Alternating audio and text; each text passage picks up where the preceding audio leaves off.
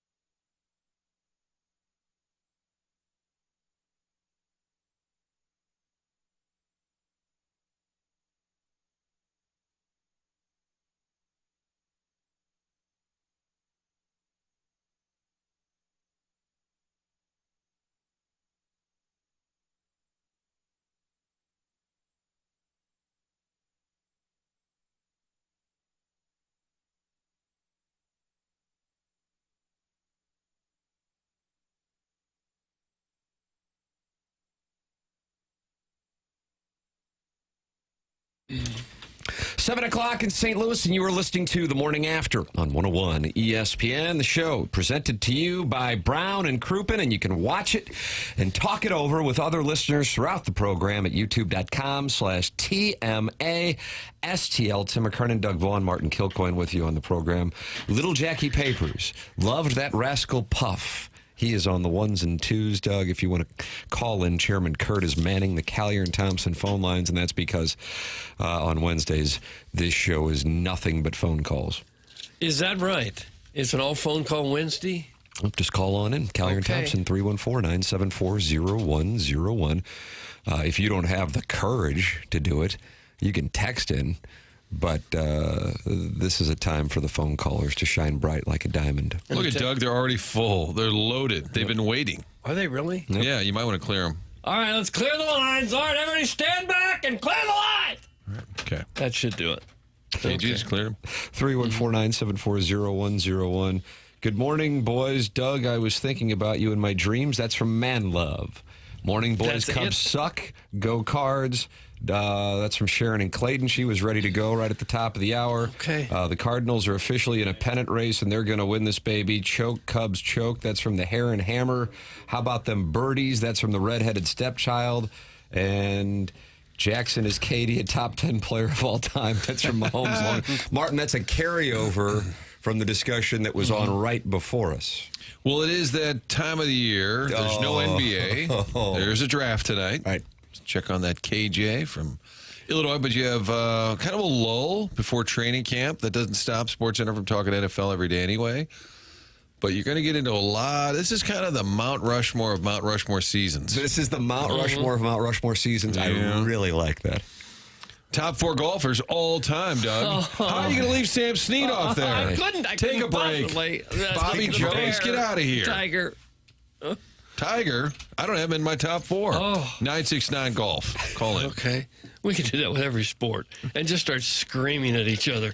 Sure. You don't think Ted Williams is a top 4? Yeah, I do. Doug, we will do your Mount Rushmore of golf coming up. But for now, Cardinals defeat the Cubs 8-7 in a Jim Dandy. Brad Thompson and Chip Carey all fired up as Nolan Arenado barehands it, throws it across the diamond, and the Cardinals close it out to improve to 44-36. Just 2.5 back of the first place Cubs, and they'll go for the series win this evening at Busch Stadium. Hello again, everybody. Well, I don't care so much about the series win. I'd like to see them win all 4, or just 3 out of 4. Whether they win the series, that's, icing on the cake. Just got to get as many wins as they can get.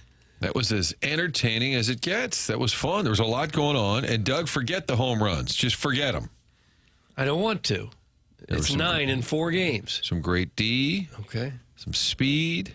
And the game-winning run was scored on, Doug, do you call him PCA or do you call him Pete Crow Armstrong? I usually Pete Crow Armstrong.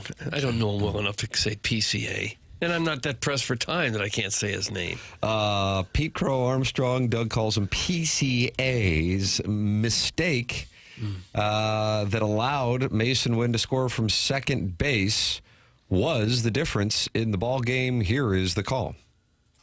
Hit the lever, please, Pale. Until tonight and yesterday, that is.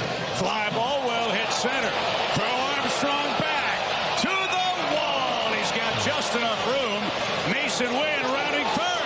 PCA forgot how many outs there were. The front of the plate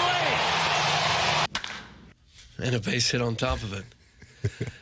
Well, it's really kind of inexcusable how a major leaguer couldn't know how many outs there are. There's 5 or 6 different scoreboards all around the stadium telling you how many outs there are. But give Wynn credit, because normally a runner might have gone about 3/4 speed on that just to, ease up going into third. And he was going 100% all the way, even though he couldn't see what was going on behind him. So he gets a lot of credit. And had the throw home been decent, he might still have been out. But they botched the relay throw home also. I love the look of PCA, Doug. PCA, you call him? You like to call him that? Pete Crow Armstrong. Okay. He looked a bit shocked when he realized you could almost see like a jolt go through him, like, oh, crap. How do you walk back into the dugout and face your teammates after you do that? That's tough. That's really tough. Here's what he had to say on making the mistake. And then also, it should be noted, because I was thinking, boy, if a Cardinal did this, I'd be like, what the hell's he doing? The bunt in the 7th inning. Runners at the corners for the Cubs. One of the best hitters you've got. And he goes bunting. Right back to the pitcher. Thank you very much. Here is Pete Crow Armstrong and his performance last evening in St. Louis. Pete, can you just walk us through the 4th inning? Is it as simple as just not knowing how many outs there were? Yeah. Simple as that. And then in the 7th, what went into the decision to bunt? That was an attempt for a little push bunt, trying to bunt for a base hit.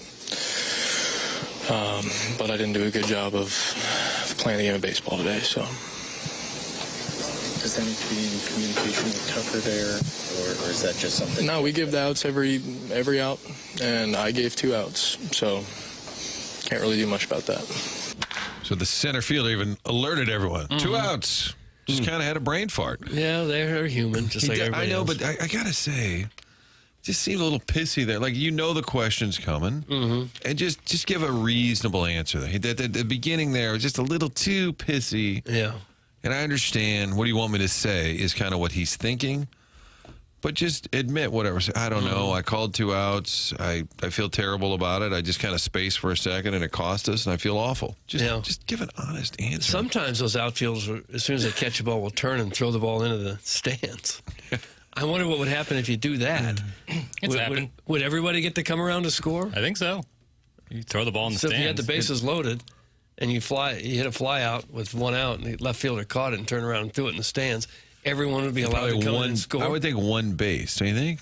Don't they estimate where you were when the ball goes out of play? Let's say it's definitely happened before. I've seen That happened. Yeah. SEC umpire. Colin? 2 bases, all runners. 2 that what it is? bases. Oh, it's like an automatic double. Yeah.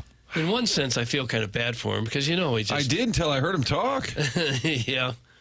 Gosh. You don't really want to do interviews about it, and yet you know that you did it, and you had a brain cramp. It happens to everybody. And thankfully, it helped the Cardinals win a big game. Like that Mason win? He is scrappy? Or is he not? Donovan's scrap. Who's scrappy, Doug? I don't know if they have enough guys that are short to be scrappy. Donovan's like 6 foot, 6'1". I don't know if that's short enough to be scrappy. Okay. That Mason win just... What's the cutoff for... It's usually about 5'10" or so. Brendan Donnie, that boy is scrappy. See, there it is. It's official, Doug. Says Might be he's nice if you official that he's apologize. scrappy. That Mason win, he's just... Mason win, this dude be that busted. 2-run home run was huge, too, because you felt like they could still come back. The numbers all said that they could tee up Jameson Taillon, and they did. You got it to 5-4. Like, here we go. I heard Doug say it. I could hear him. Here we go. Here we go. Let's go.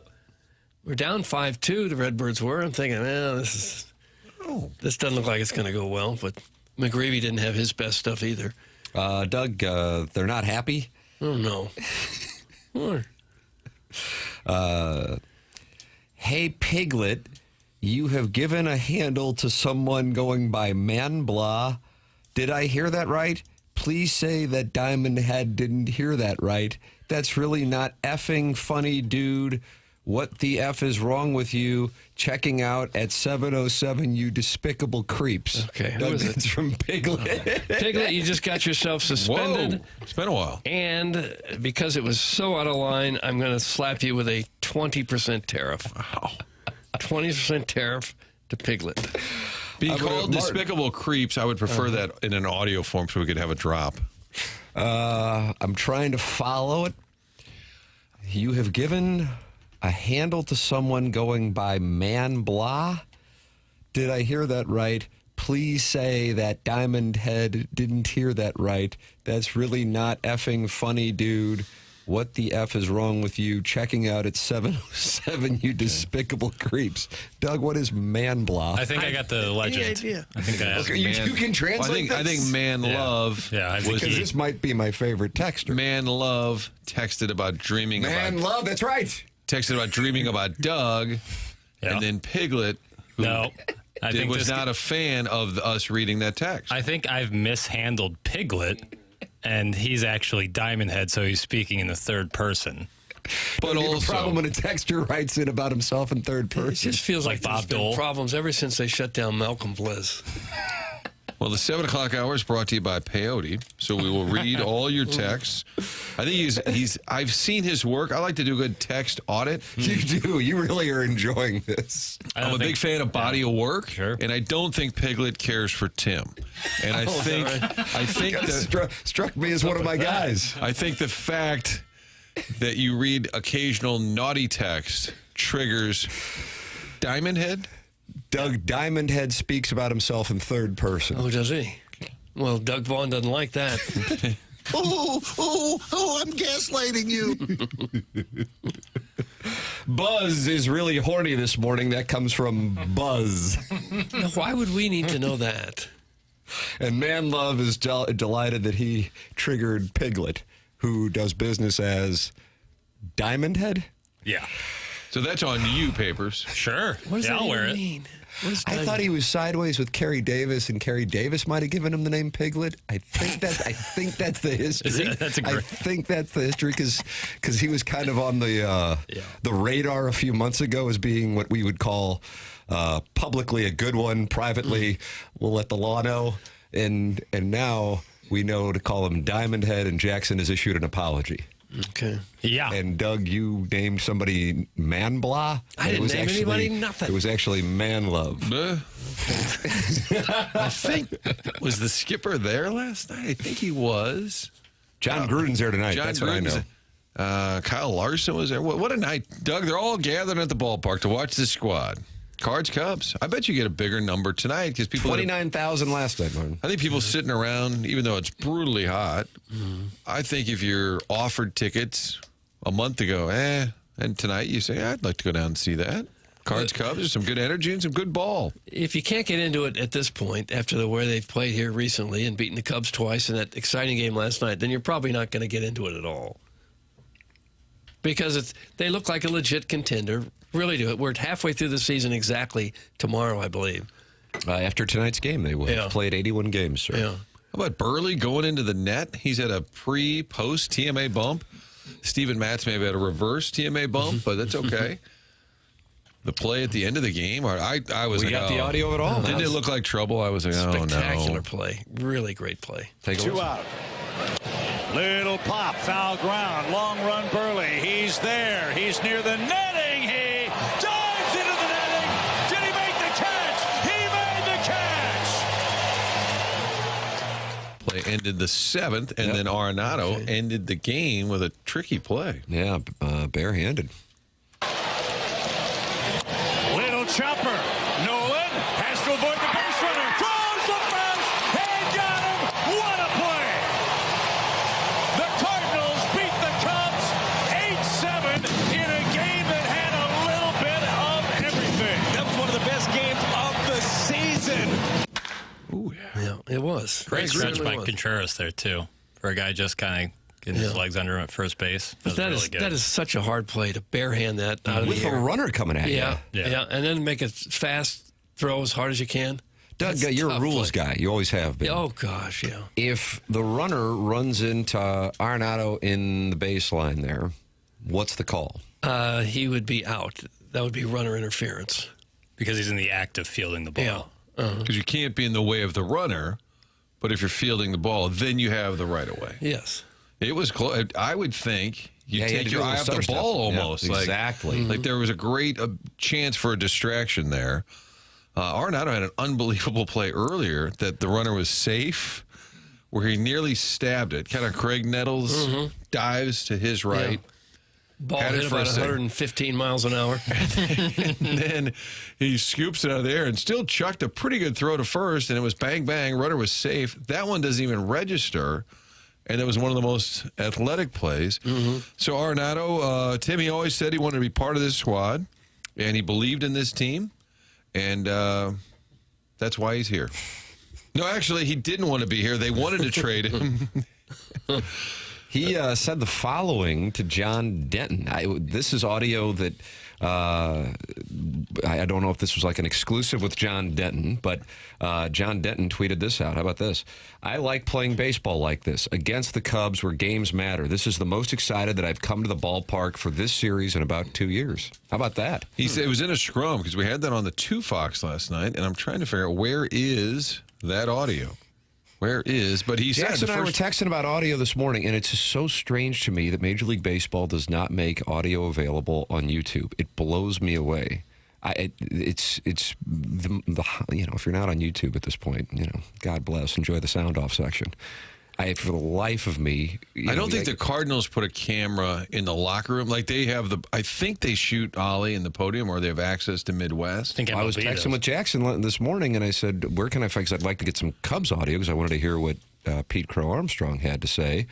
Is it not on STL today? He told me like 4 different places he goes. Where do you go? MLB Film Room for MLB Film Room. some stuff. Twitter, sometimes we'll have people like local news people just tweet out clips. And then sometimes the Post-Dispatch has a video from I the thought scrum. they pretty consistently did. Yeah, just not everybody every single time. Just, But if you're Major League Baseball, you'd have to go around to every city and piece together piecemeal to get sound up on YouTube, Well, right? the NHL's able to pull it off. yeah, or the individual TV provider. Like I got that PCA audio and I got Craig Counsell audio too from Marquee Sports Network, and they put it up on YouTube immediately after the game. Yeah. But to hear Arenado say that is pretty shocking from where we were 4 months ago, 5 months ago. Can they find a suitor? Is there a place for him to go? And now he's like, hey, man, I'm having fun. And I think I heard him in a pregame. The pregame he was saying, I just want to win. It's the same thing he's been saying, pretty accomplished individually, just wants to win. Reverse engineering. Do you like that phrase, or is that a problem? No, I'm okay with it. I kind of like it. Thank you, Martin. Going back to November, reverse engineering it.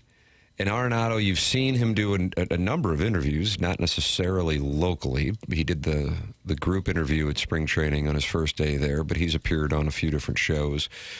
And one of the things that he would say consistently once he started talking is some things that were reported this offseason were not accurate. Some things were. I'm wondering if Mozeliak comes to him and says, hey, we're in a spot where we've got to cut back. We have to allocate funds to minor league development. We've gotten away from that. Plus, our television situation is not solid going forward. And so, therefore, we are not going to be going out and making acquisitions. Would you be willing to leave? Do you want to be here? And he says something along the lines of, well, I guess if there's something where I can go to a winning team, yeah, I would. Which is a different conversation to me. Now, I could be wrong. That's why I'm asking the question of, I want to get out of here.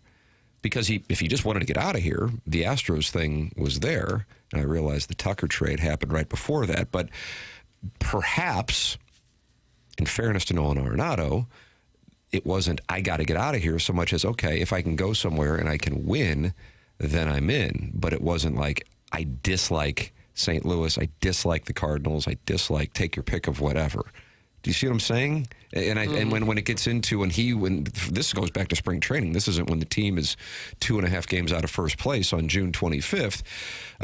Him saying some things that were reported this offseason were not accurate, but he didn't go and itemize them. That's the liberty of having 9-figure net worth. You just go, okay, things are going to be said that aren't true. But he did say things were said that weren't true. He just didn't go through what they were. I wonder if that's what it really was, as opposed to, I want to get out of here. I think he's frustrated with the franchise. I think he thought he was coming to a team that competes at a high level every year, got here, and they've kind of been just okay. The thing that fans have complained about is what I think he was observing. So I think frustration was high, willing to leave for the right situation. I think both sides, if they were sitting here with a lie detector, they both would say, we're better off. You want to leave. You're not that happy. We get it. You make a lot of money. We need to save some money. I think both sides would look each other in the eye and say, we're ready to move you. You don't really want to be here. And I don't think it was he hated it here. I think he was just frustrated that they weren't going to be in a position to go for it. And he's looking around. He's like, these are the freaking St. Louis Cardinals. What are we doing here? And I think a lot of fans would 100% agree with him. Now, he didn't have a good year. So maybe he didn't have the strength of position to kind of make some of those claims. As the open market dictated when nobody really wanted him. So I think they'd say, dude, you're not exactly producing at a high level, and you're getting paid at a really high level. So I think there was frustration on both sides. But obviously it wasn't irreconcilable differences. To me, that's the question. Is what DEFCON was it? It wasn't DEFCON 5, where they just hated each other considerably. But I think there was a little bit of tension there. And I mean, Mo even said the word, and then other media ripped it apart because I said awkward, and Mozeliak agreed. It is a little bit awkward because I think he said, we get it. You want out, no hard feelings.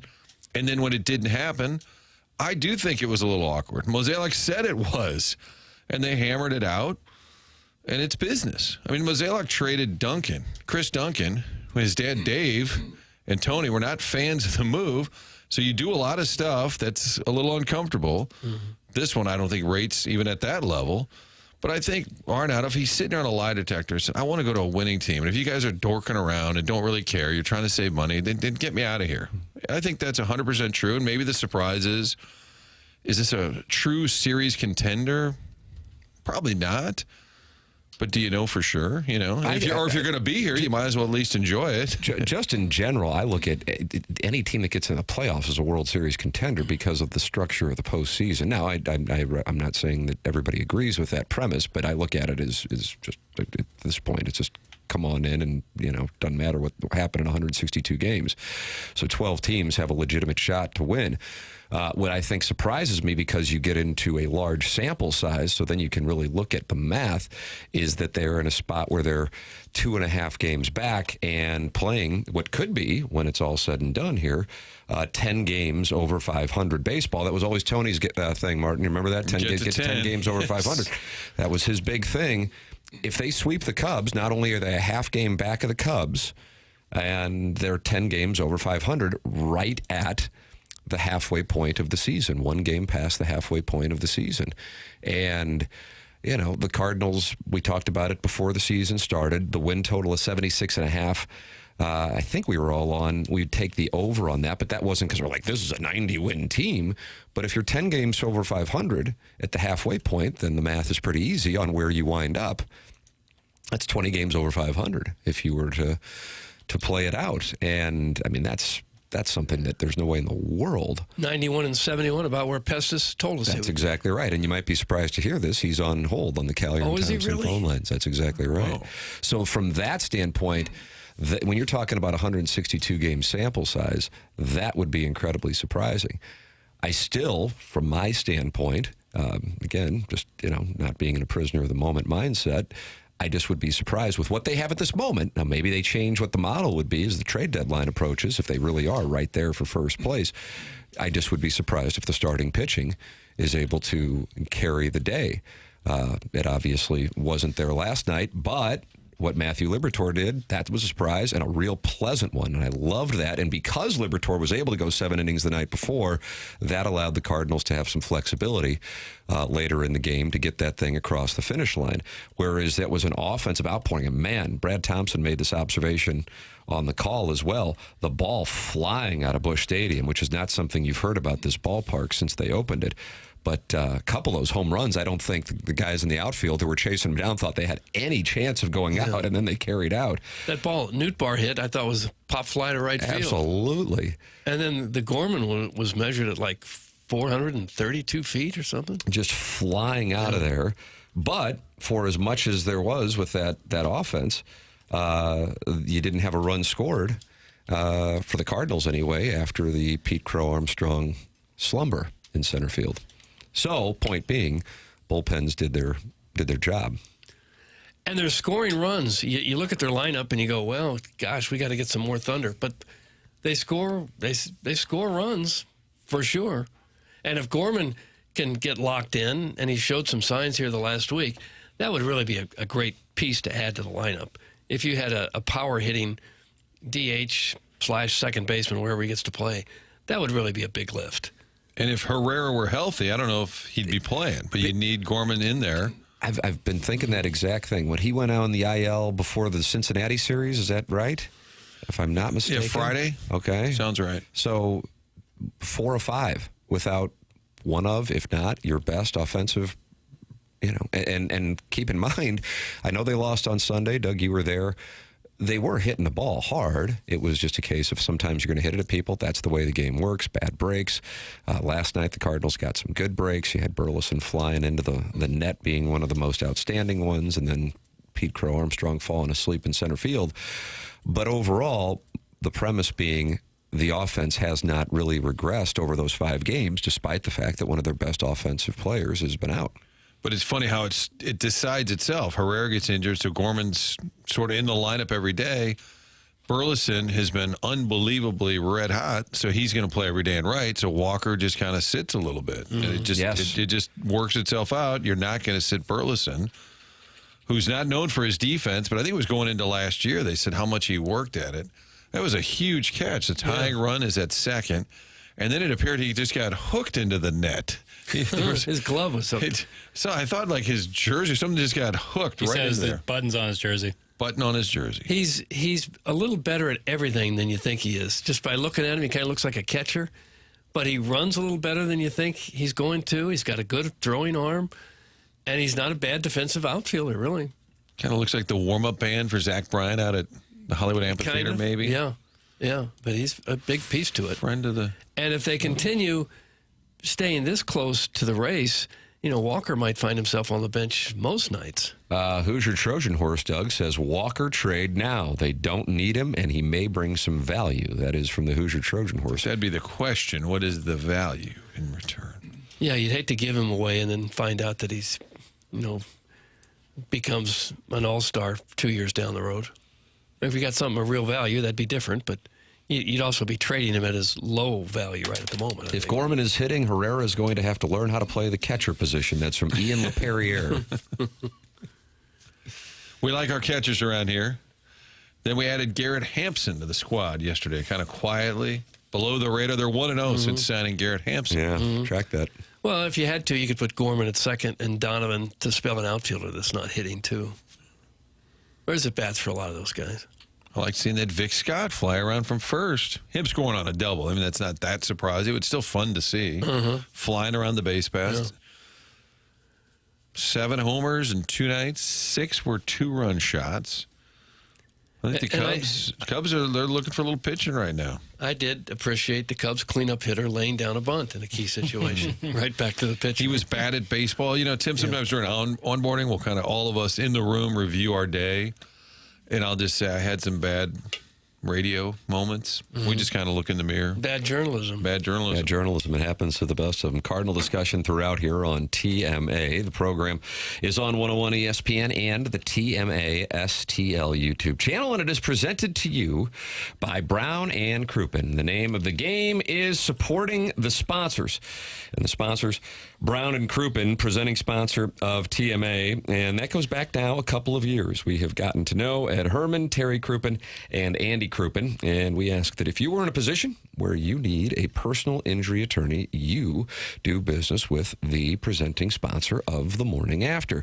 Go online at brownandcrouppen.com or call 314-222-2222. They are local, and that means you are dealing with attorneys who are familiar with the St. Louis area legal environment. They're not from out of town. You're going to get to know them. You're going to get to work with them, and they are in St. Louis, right down on the hill where they built brand new offices. Founded in 1979, Brown and Crouppen treats clients and their employees like gold. They're part of the community, and they value it. You're going to get great service and great results with Brown and Crouppen. Call 314-222-2222 or go to brownandcrouppen.com and make sure you let them know you heard about them on TMA. Remember, the choice of a lawyer is an important decision and should not be based solely on advertising. Past results are no guarantee of future results, and every case is different and must be judged on its own accord. You will hear from Oli Marmol on the defensive plays that saved the game last night. Craig Counsell will give his thoughts on what Pete Crow Armstrong did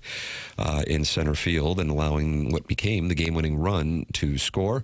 Plus, Katie Woo was on Ken Rosenthal's podcast yesterday and talked about how the Cardinals might be moving away from the runway plan to focusing on winning now in the short term. We'll have that for you. It's all coming up next here on TMA 101 ESPN.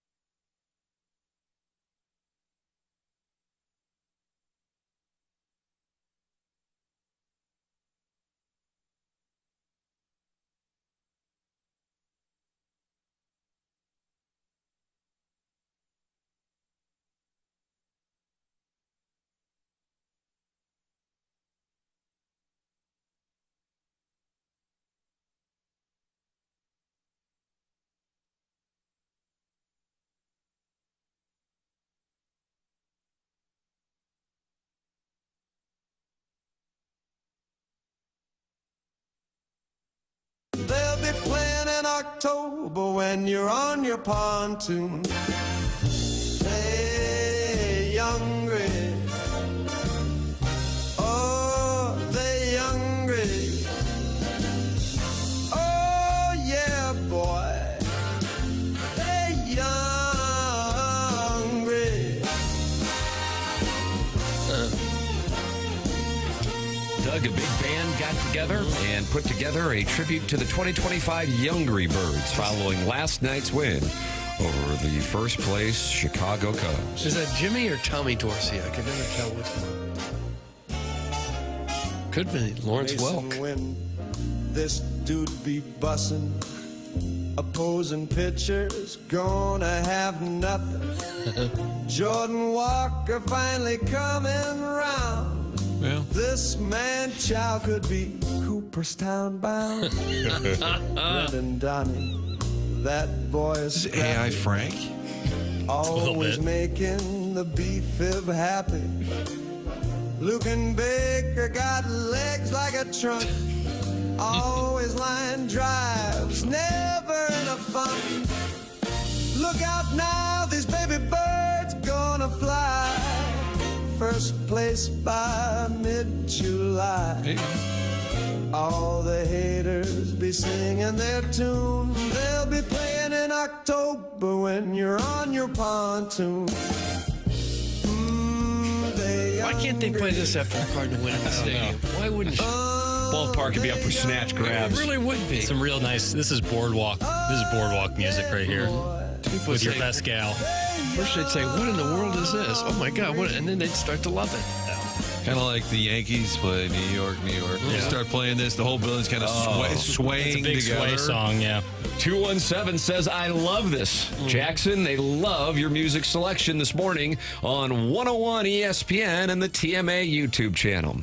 Shout out to our loyal listener, Rogers in Hammertoe, who provides us with some lovely AI musical stylings. And this was just another one in the library. I picture this, I'm going to say gentlemen, just because the bulk of the listeners, I think, are male. I think it's safe to assume. Boy, Doug, that's not what the research shows. Right. This is 20-something females, Central Corridor, many with MBAs who listen to the program. Okay, well, we'll play some Katrina and the Waves in just a little bit. But in the meantime, I picture this guy as Bill in his cubicle. Yeah. And his boss is always coming by. Bill, did you get that paperwork done? He's got headphones. I'm sorry, what? And he's working on songs for this show instead. Yeah, well, Priorities. we appreciate it. Dogtown Astrovan is not happy, though, Martin. Okay.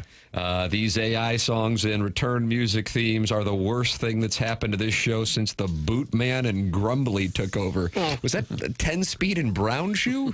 Bootman and Grumbly? I don't know who they are. I would like that person to send in what they would prefer. That's Dogtown Astrovan, who says, what happened to Ween Wednesday, ass?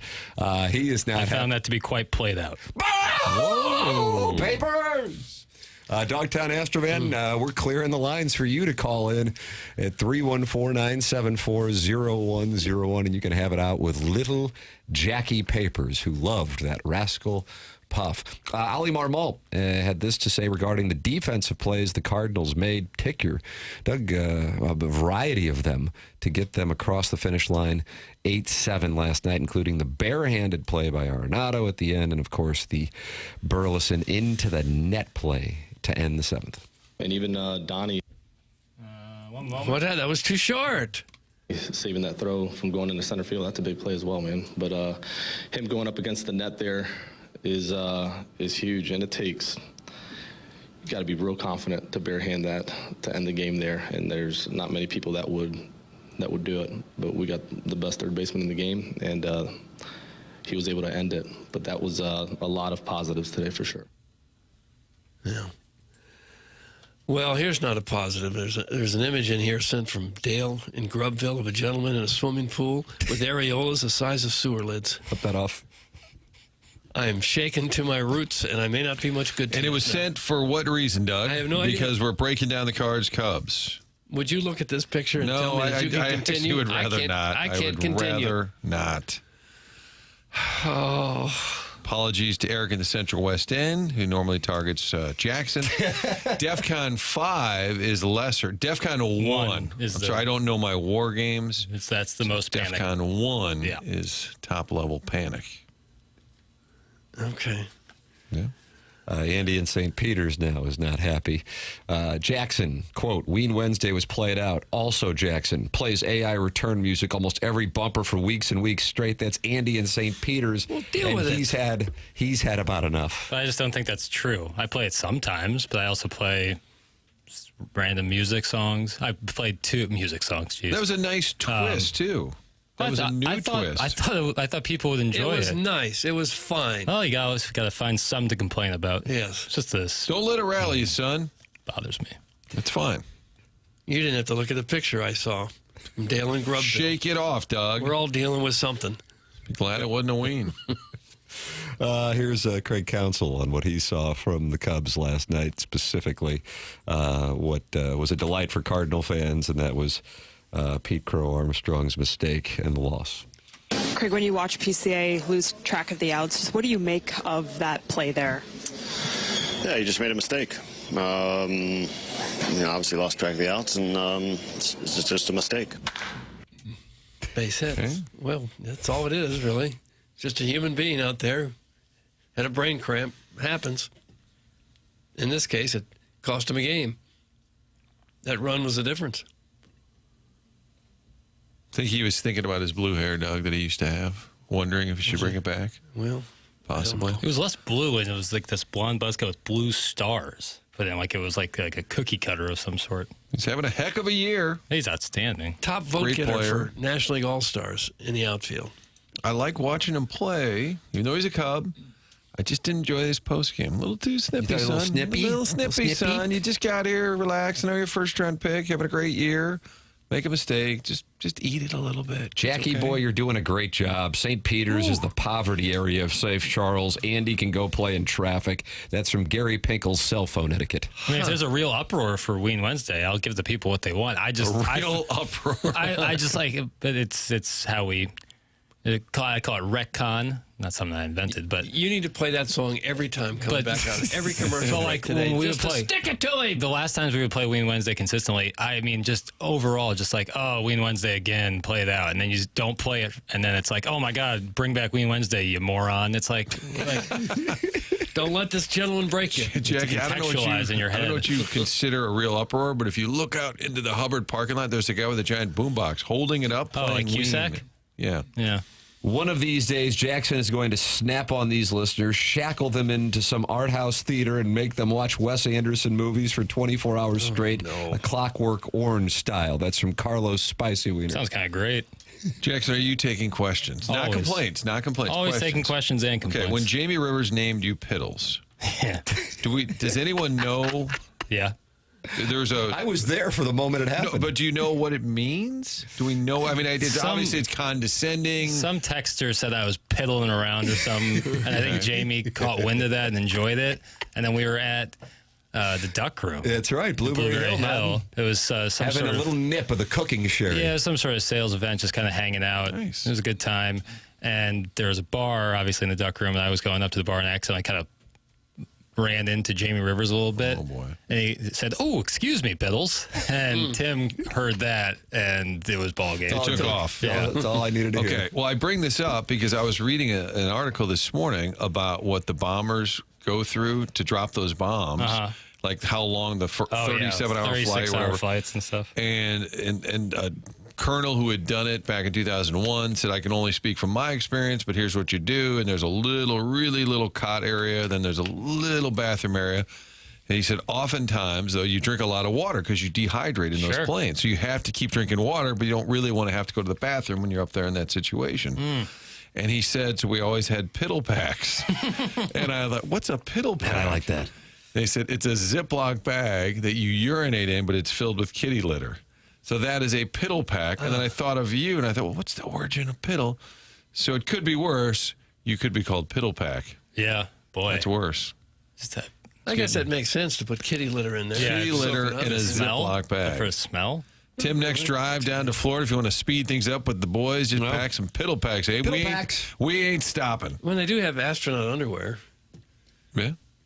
Who was that crazy woman that had to drive from Texas to Florida to go kill her husband or something? Had to.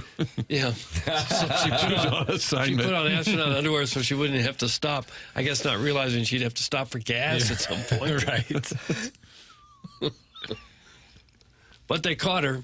No, I'm always a bottle guy on the road. Would the perverted 45-year-old men who have never had an honest job in their life lay off of Jackson? The music is fine. That's from the 618. I appreciate it. Doug, that sounds like a longtime 101 listener who has no love for the longtime TMA listener.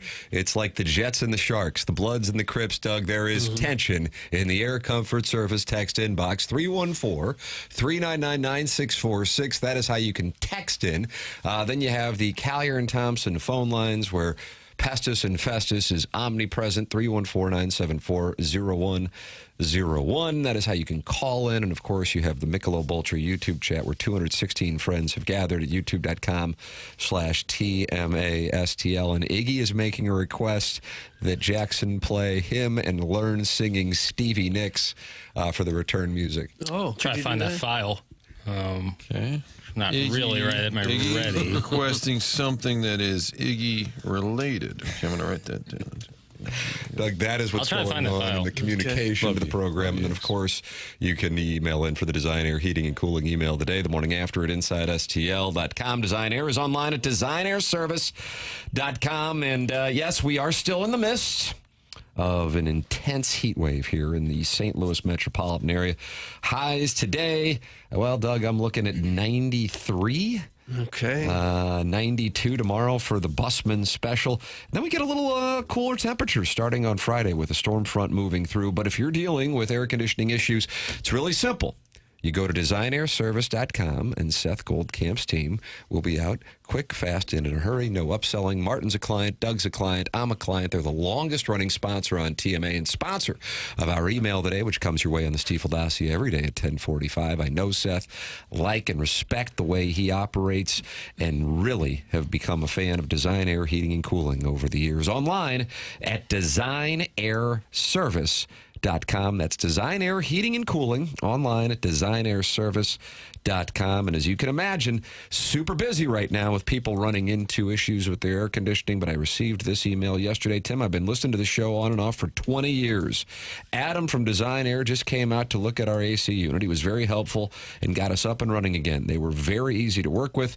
They were able to come out sooner than the appointment time, so that was much appreciated. I didn't have a chance to tell anyone over there that I heard about them from TMA, so I figured I would share this with you to pass along to their team. Thanks again, Tim. That's from Tim. And he hashtags it supporting the sponsors. That's the name of the game. Design Air, longest running sponsor on TMA.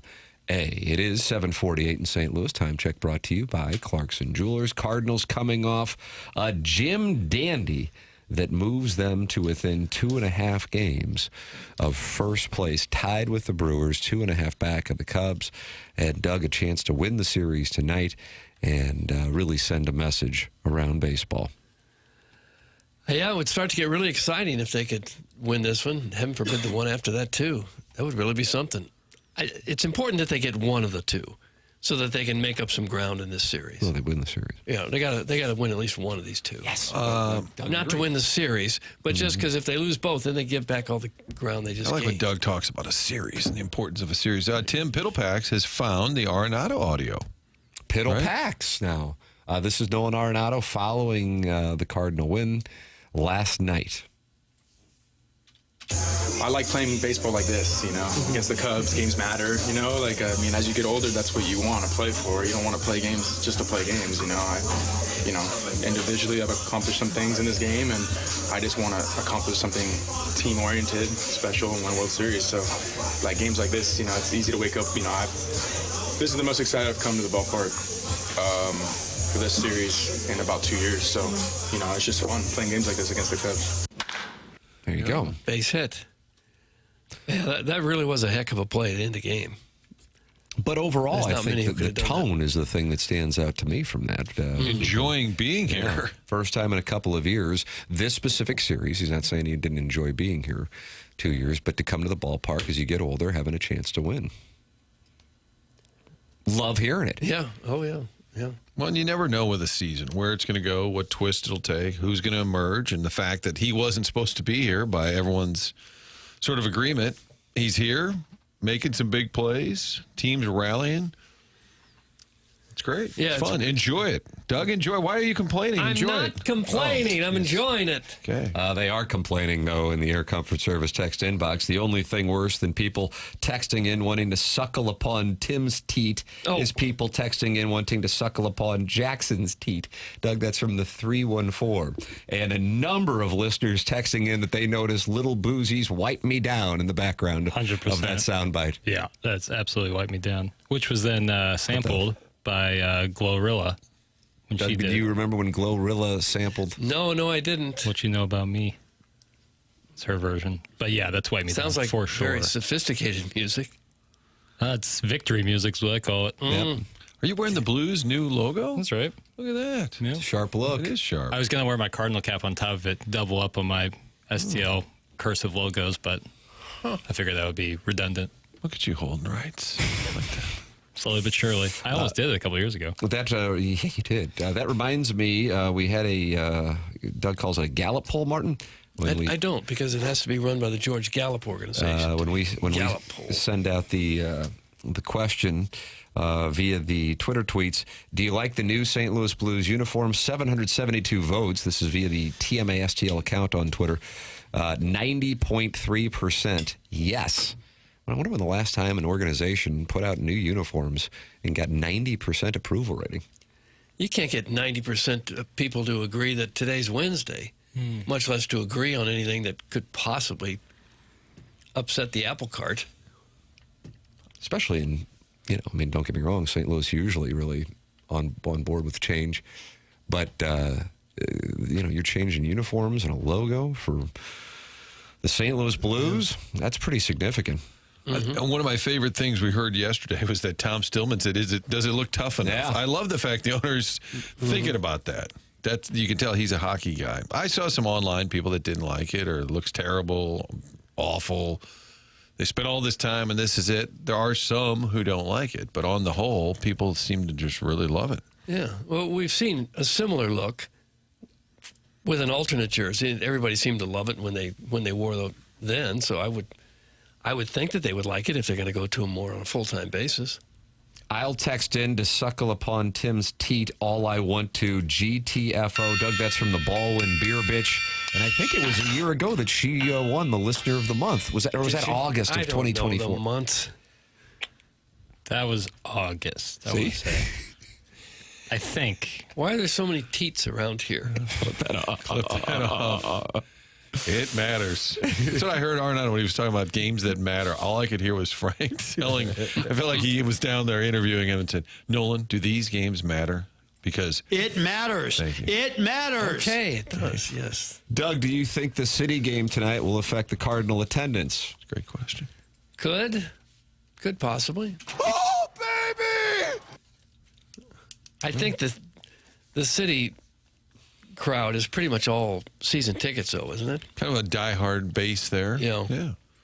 So those are people that would probably go there regardless of what else was going on. Tim, how about our guy, Eddie McVeigh, proprietor of Maggie O's? Perhaps one of my favorite people in the entire world, Eddie McVeigh. Yeah. He's now on the police board. I saw that. Yeah. I texted him about that. I'm like, not only does he book Dwight Gooden on this show and runs a couple of bar and grill, he's now on the police commission. He was wearing a suit and tie. How about that? I didn't know he owned one. Yeah, you think it was a rental?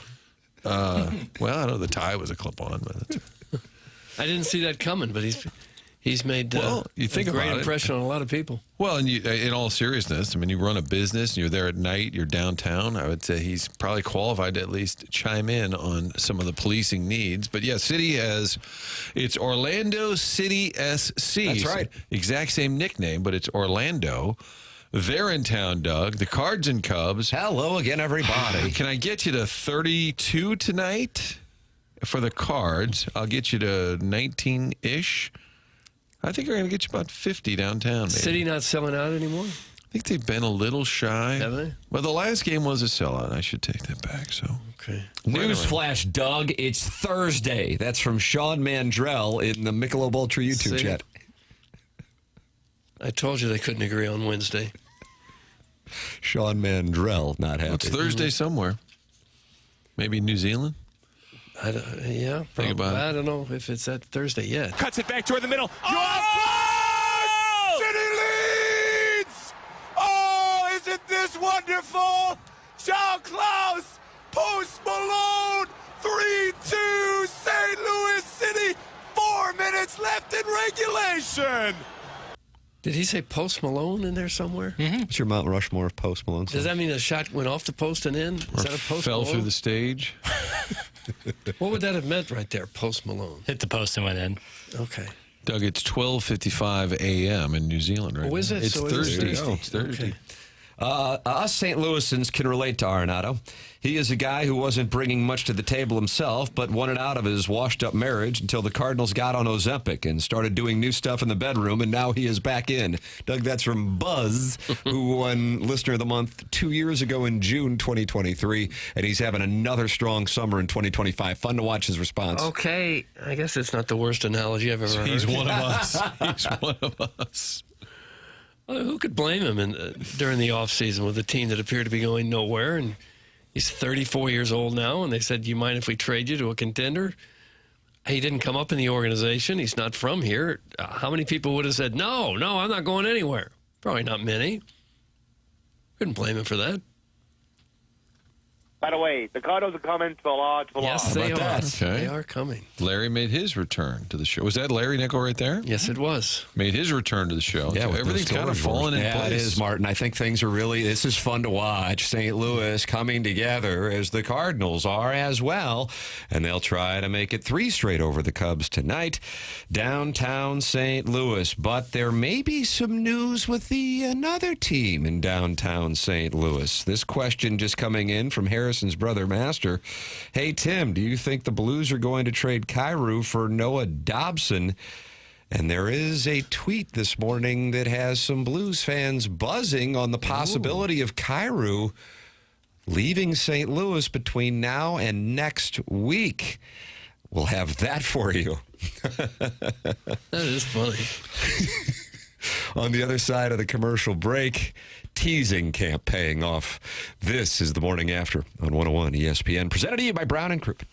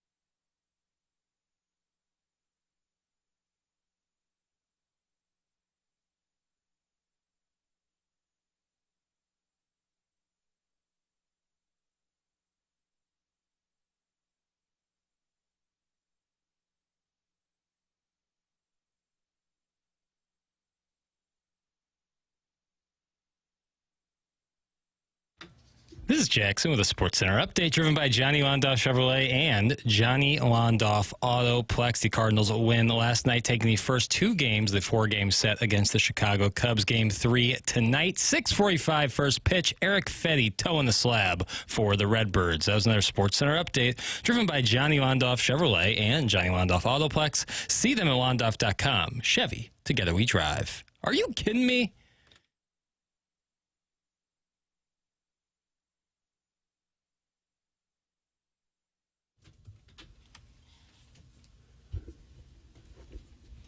Jackson said he was going to give the people what he wanted. You've given up on the Cardinal songs? We got a new one. No, we do not. But today would have been George Michael's birthday. You ever danced to this, Doug?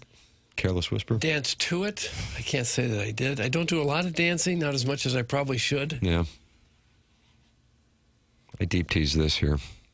And here we go. Per Frank Saravelli, Doug. Frank Saravelli is who now? Nice show prep ass. Oh. His Twitter tweets bio is the following. Mm-hmm.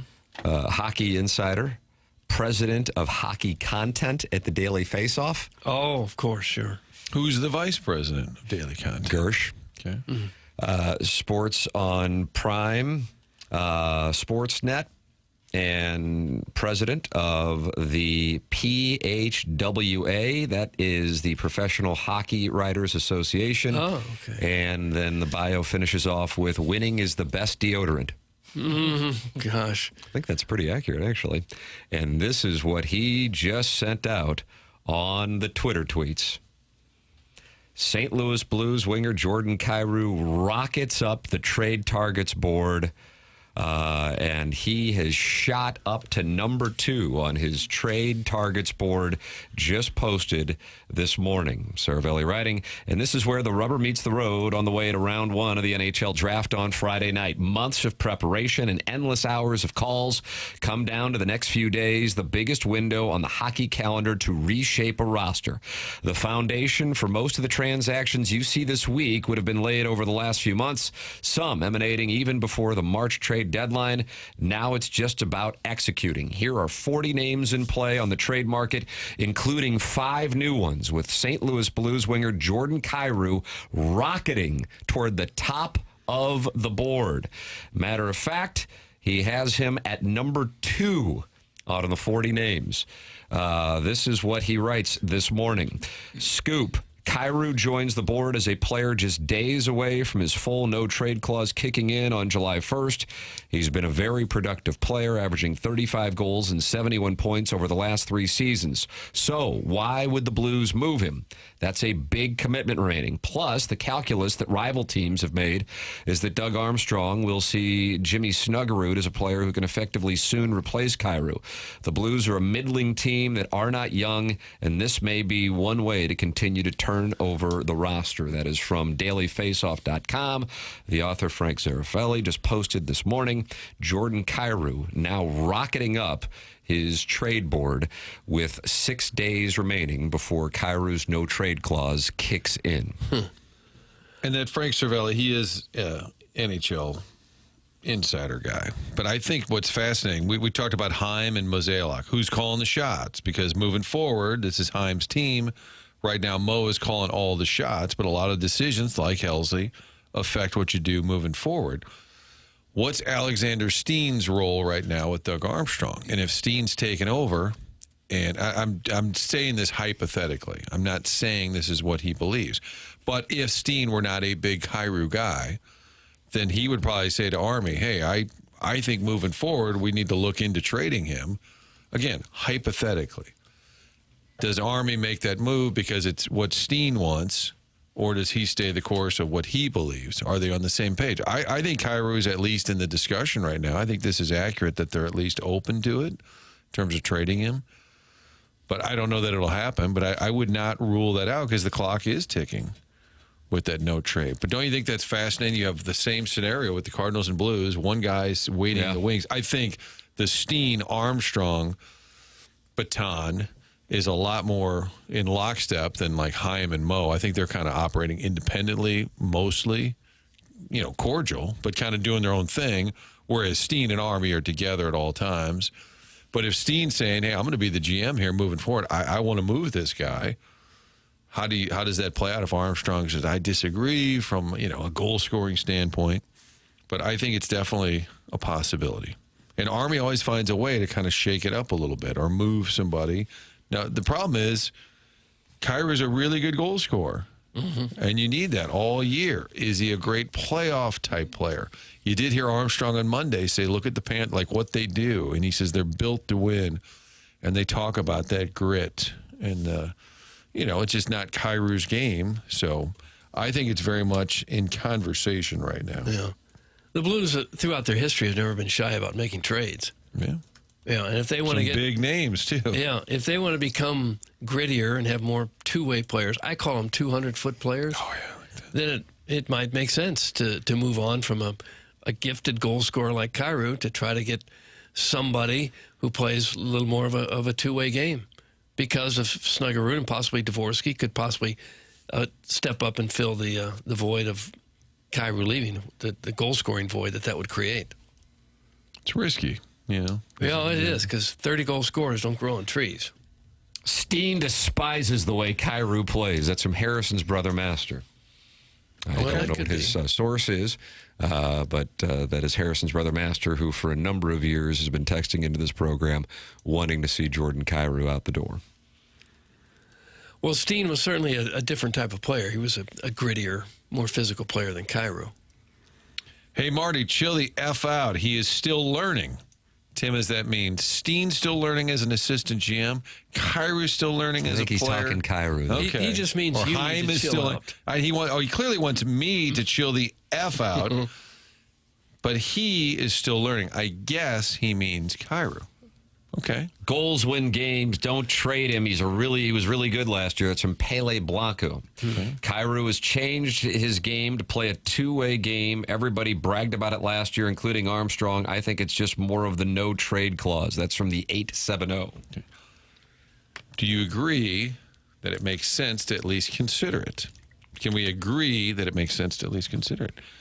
The non-ling does agree. Kevin Lorenz, longtime TMA member and regular texter into my phone, and he says, I think it's very live. There's little doubt in my mind that Army is not gauging his value hard, but the way he operates with a guy he doesn't, quote, have to trade, I'm sure he's got a take it or leave it price. If it were for Dobson, he's a potential number one, but he's expensive, and it inflates Broberg's next deal as well. Noah Dobson of the Isle, and 25 years old right-handed defenseman. Well, Tim, you need to chill the F out. Yeah. Gosh. I don't know where that came from. Who you think you are? I'm a bit of a dumbass. Oh. Kyrou's game did improve. Plus minus isn't everything, of course, but it is somewhat of a barometer of how you're doing. 2 years ago, Kyrou scored 37 goals, but was a minus 38. This year, he scored 36 goals and was a plus 23. So he was doing something different. I mean, that's a huge turnaround. Move him. They won't win in the playoffs with him. That's from the Gray Summit Gray Goose Guzzler. Well, I don't know that he's the reason they're not winning in the playoffs. I think that's probably an exaggeration. Doug, this one might be for you. Does anyone know how long in feet Noah Dobson's game is? That's from Nordique, a hockey elephant. I think it's about 197, 198 feet. Is that enough? The guy had 70 assists last year as a defenseman. Not this year. He had 39. His game regressed. He's learning, Doug. 70 assists for a defenseman is wild. Take your shirt off. What about that? I don't think that's going to be necessary. Has anyone ever seen Jordan Kyrou go below the goal line or win a board battle? I don't believe I ever have. That's from Harrison's brother Master. Okay, calm down. And what if that's not his game? You accept who he is. If a guy can score in the 30 goals for you, then he's certainly got a spot on every team.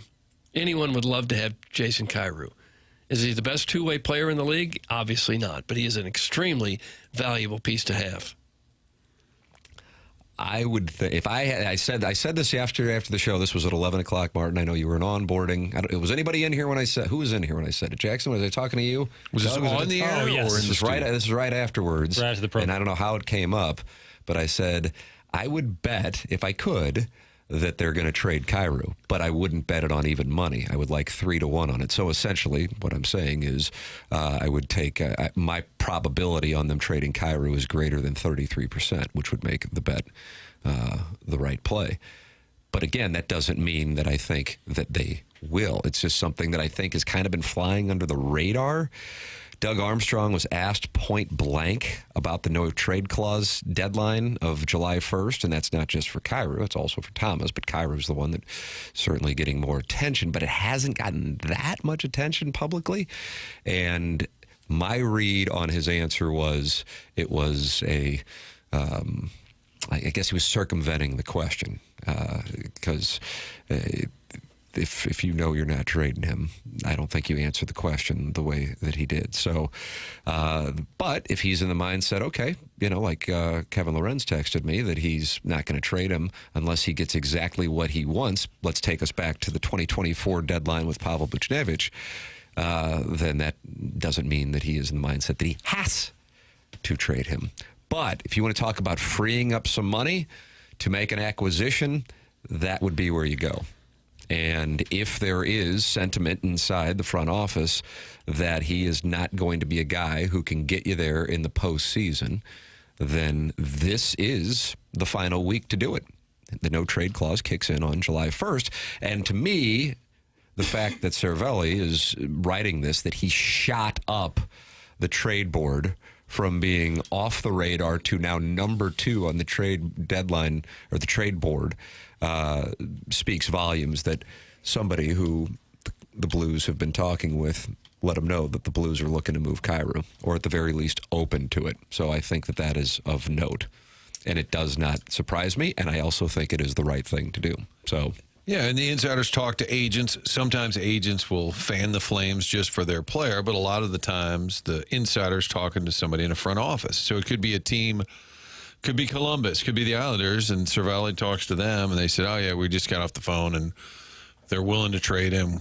We're not interested. Or all it tell you can't keep everything under wraps, because if Steen or Army makes one call to one team and somebody with that team leaks it, then that's how that board that he shoots up on the board is based, I'm sure, on some of the intel from around the league. So I'm sure it's being discussed. Will it happen? What'd you say, Tim? 33% chance. If I were getting 3-1 on my money, I'd be betting it, Martin. And I would. And now at this point, I would take less.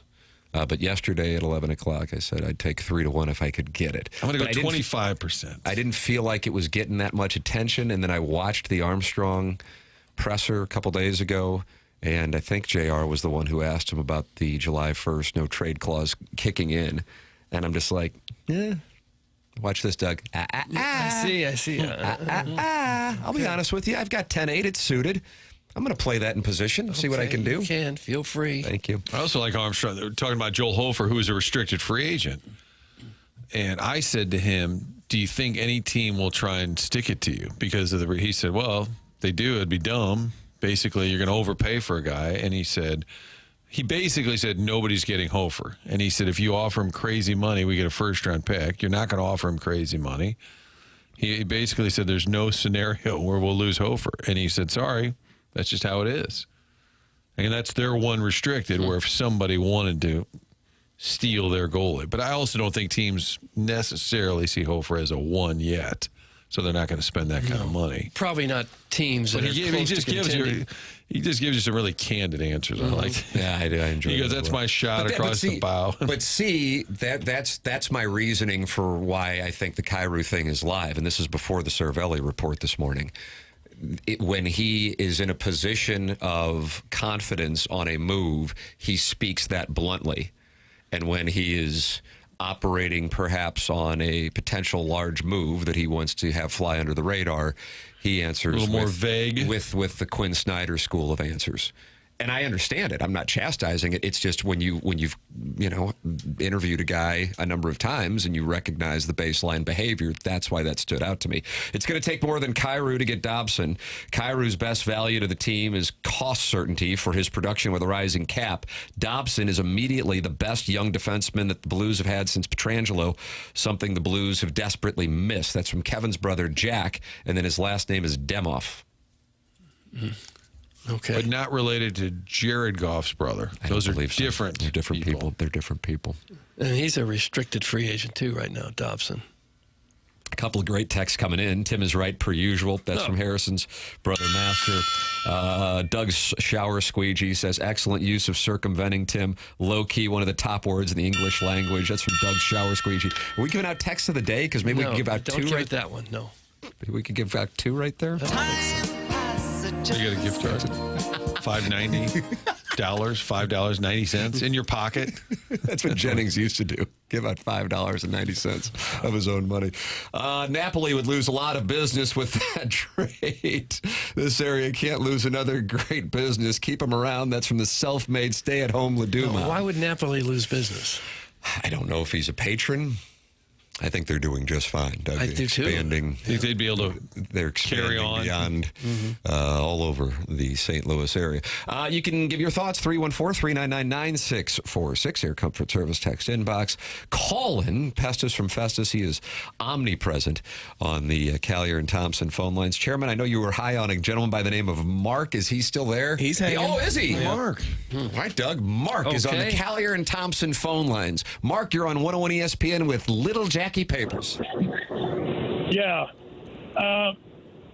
It was great watching Burley with the catch in the net, and awesome to watch Arenado make a play that, a rough play that really tough to make, look routine. But being a Cardinal lover and a Cub hater that I am, I really want to talk about Sleepy Pete in the outfield. I mean, what's PCA really stand for? Pay closer attention? Nice, Doug. Gosh. Promo. You're ready with that one, weren't you? I like that. How long have you been sitting on that? Is that it? No, it's fun. It's fun for a summer that we didn't think was going to be. I'm not saying that. I mean, they still could choke, but they're trying to make it a fun summer for us at least. Yeah, that's true. That's true. Well, thanks for calling, Mark. Yep, go Cards. Were you at the game? Hey, Mark, were you at the game, fella? What's that? Were you at the game last night? I was not. Are you going tonight? I'm not. You going tomorrow? I went opening day, and I went June 5th. Oh, Timmy went June 5th. Was that the Blue Jays? That was a Jim Dandy is what it was. Was that the June 5th game? I don't remember. Okay. Well, Mark, don't be a stranger. If you've got more catchy acronyms, call in. 10-4. I like that. You like a 10-4? Yeah, I do. Yeah. 10. They didn't like it in the text inbox. Oh. Why? Frank, do you like chocolate bunnies? This guy sounds like he may stroke out mid-McMuffin and triple order hash browns. It's Carlos Spicewood. I got to tell you, I wouldn't mind a big McMuffin and a triple order hash browns myself. Sounds pretty good, actually. Can you hear me good? That was really good. What was the? I already forgot. What did he say? PCA? Pay closer attention. Pay closer. I preferred Sleepy Pete. I'm going to hear that on the 2 Fox tonight, aren't I? Well, you might say they're calling him PCA, as in pay closer attention. The anchor's going to laugh like it's the funniest thing I've ever heard. We'll It's have Def more Comedy Champ. later tonight. Roll highlights. Mark definitely has a cell phone holster. That's from Arbor Day. I hate to do it Cell phone. twice in this segment, but Cell phone holster. Oh, Tim, June 5th, they lost to the Royals. They were going for a... They lost the series. Mark might have had the longest ratio of wait time to time on air. Yeah, I was kind of wondering about that, Sherman. yeah, that might have been It's like about 32 to 1. Whoa! Gosh. I might take the under on the one. No more landline calls from south of the Arnold Water Tower. That's from Steven time. No more landline calls. Can you remember the last time you made a non-work landline phone call? Wow. I don't put the man to the test. Whenever you have a guest and it's awkward, you say, do you have a landline? Like, I'm sorry? We'll call you on your landline. Do you prefer that? Oh, yeah. Connection's For better. connectivity. Yeah, How many sure. great interviews go sideways? You're like, oh. Right. Guys, Mark definitely has iron covers as well. That's from Harrison's brother, I Master. don't like iron covers. That's too much work. I'm glad this show has more listeners now, but the amount of Hoosiers in the St. Louis area is really alarming. That's from the Crestwood Coyote and Doug. He is the brother of Eric in the Central West End, and their father used to play Native American ball with, and Jackson is attracted to Eric, but not We call it attractive. Indian ball. No, he's attractive, but you're not attracted to him. Bingo, Tim. Okay. One infielder, one outfielder. You lob the ball to your teammate, he hits it. Cark ball bat? Cark ball bat? No, any kind of bat you want to use. Broomstick, eh? What's a cork We ball didn't use bat? Oh, wow. How things in Ladue. Sorry, I didn't grow up in 1920s Brooklyn. You weren't from the Bowery? Cork ball. You didn't play ball with DiMaggio on his walk home No, from Yankee Stadium? I had a yellow wiffle ball bat. Cork ball It's bat. a longer, much thinner bat. Okay, so kind of like a broomstick handle. Kind of. Okay. But it's legitimately made for cork ball. Probably seems like it'd be tough to get a lot of oomph behind it, right? The barrel is not much. Not big sweet spot. I think you're using a wiffle ball? No, a cork ball. Okay. What's a cork ball? Oh, come on, Man, son. this guy hates South St. Louis. What do you play, fuzzball? Hate the I play fuzzball with a cork ball bat, Martin. Wiffle Cork ball bat with a tennis ball? Yes, the greatest. St. Gabriel's perfect dimensions. I for played it. wiffle ball. I With didn't, a I didn't play wiffle with the ball. Little Rascals. The Little Rascals. I stand with Mark. You put in your time. You give us 32 minutes. We'll give you 32 seconds. There you That's go. kind of our That's the trade. ratio. That's what we'll trade off. You're welcome to participate, just like Mark did. You see how well received it is when you do. 314-974-0101. Callier and Thompson phone lines, 314-399-9646. Air Comfort Service text line. And then you got the Michelob Ultra YouTube chat. That's youtube.com/TMASTL. 229 friends gathered in there talking it over. The program's called TMA. It's presented by Brown & Crouppen on 101 ESPN.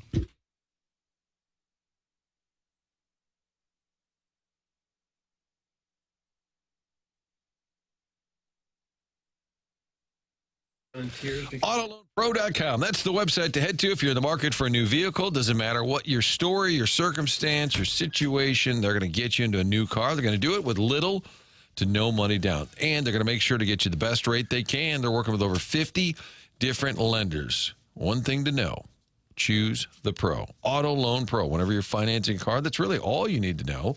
AutoLoanPro.com. That's the website where you can pick out your vehicle, get the best rate possible. And again, doesn't matter what your story situation is. And while you're there, learn about the credit system. There's a free playbook they put together. You can download that. It's going to help you buy this car, but also the next one, the one after that, how you get a different car next time around. You're learning also while buying that new car, getting you the best rate possible. Auto Loan Pro, part of the Lita family.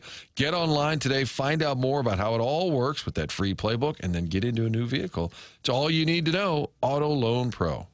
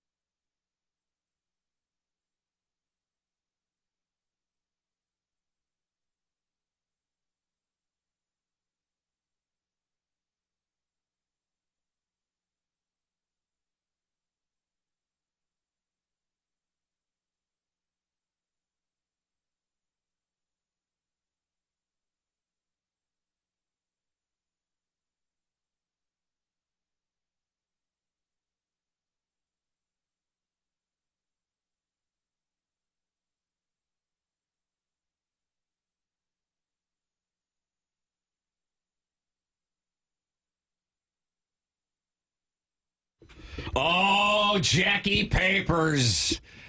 Doug, are you proud of Jackson for going back to Ween Wednesday? Or are you disappointed he gave in to the angry mob? I'm the latter. I'm disappointed you gave in to the mob. Because I imagine people really enjoyed those Cardinal songs. And I will continue to play them. Don't worry about that. Okay. It's just with the increased amount of breaks we have, if I played 12 Ween songs on a Wednesday, every Wednesday, trust me, people would be complaining. Okay. So I'll play some Ween on Wednesday. Who will you? Limited Ween on Wednesday. Okay. Limited Ween. Limited Ween. But not no Ween, but just some Ween. I like my orange juice with pulp. I like some pulp, not no pulp. Some really? Pulp. You like some pulp? No, that's what Tony Soprano said to Carmelo, and then she threw a phone at him. It's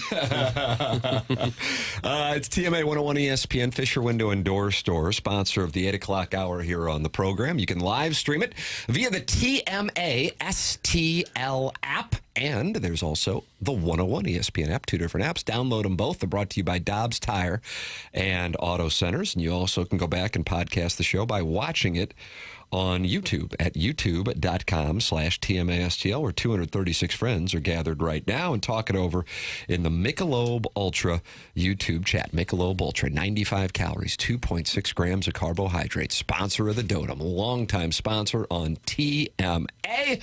And Michelob Ultra is the perfect mix with a beautiful day out with your friends, enjoying some ball striking. And maybe you got the shaft lean down and you're compressing it as you deal off the ball and it penetrates through that wind and gently settles on the green and then yo-yos back right to the pin for the birdie and the old 96er, Doug. That's what you just got right there with your Michelob Ultra. Let's have a little libation. It's Michelob Ultra, sponsor of the YouTube chat on TMA. And John Scores is talking to John N., who's talking to Walrus Kings, who's talking to Monty Kessler, and, of course, Kitty Bates, the name of Jackson's cat. Theoretical cat. Don't have a cat. Is in there. Katie Wu was on with Ken Rosenthal yesterday, and she said to Ken Rosenthal, who's asking about the Cardinals and the trade deadline, that there may be an adjustment in a philosophy now for the Cardinals this year, going from runway to prioritizing winning now, since they find themselves in the mix in the Central.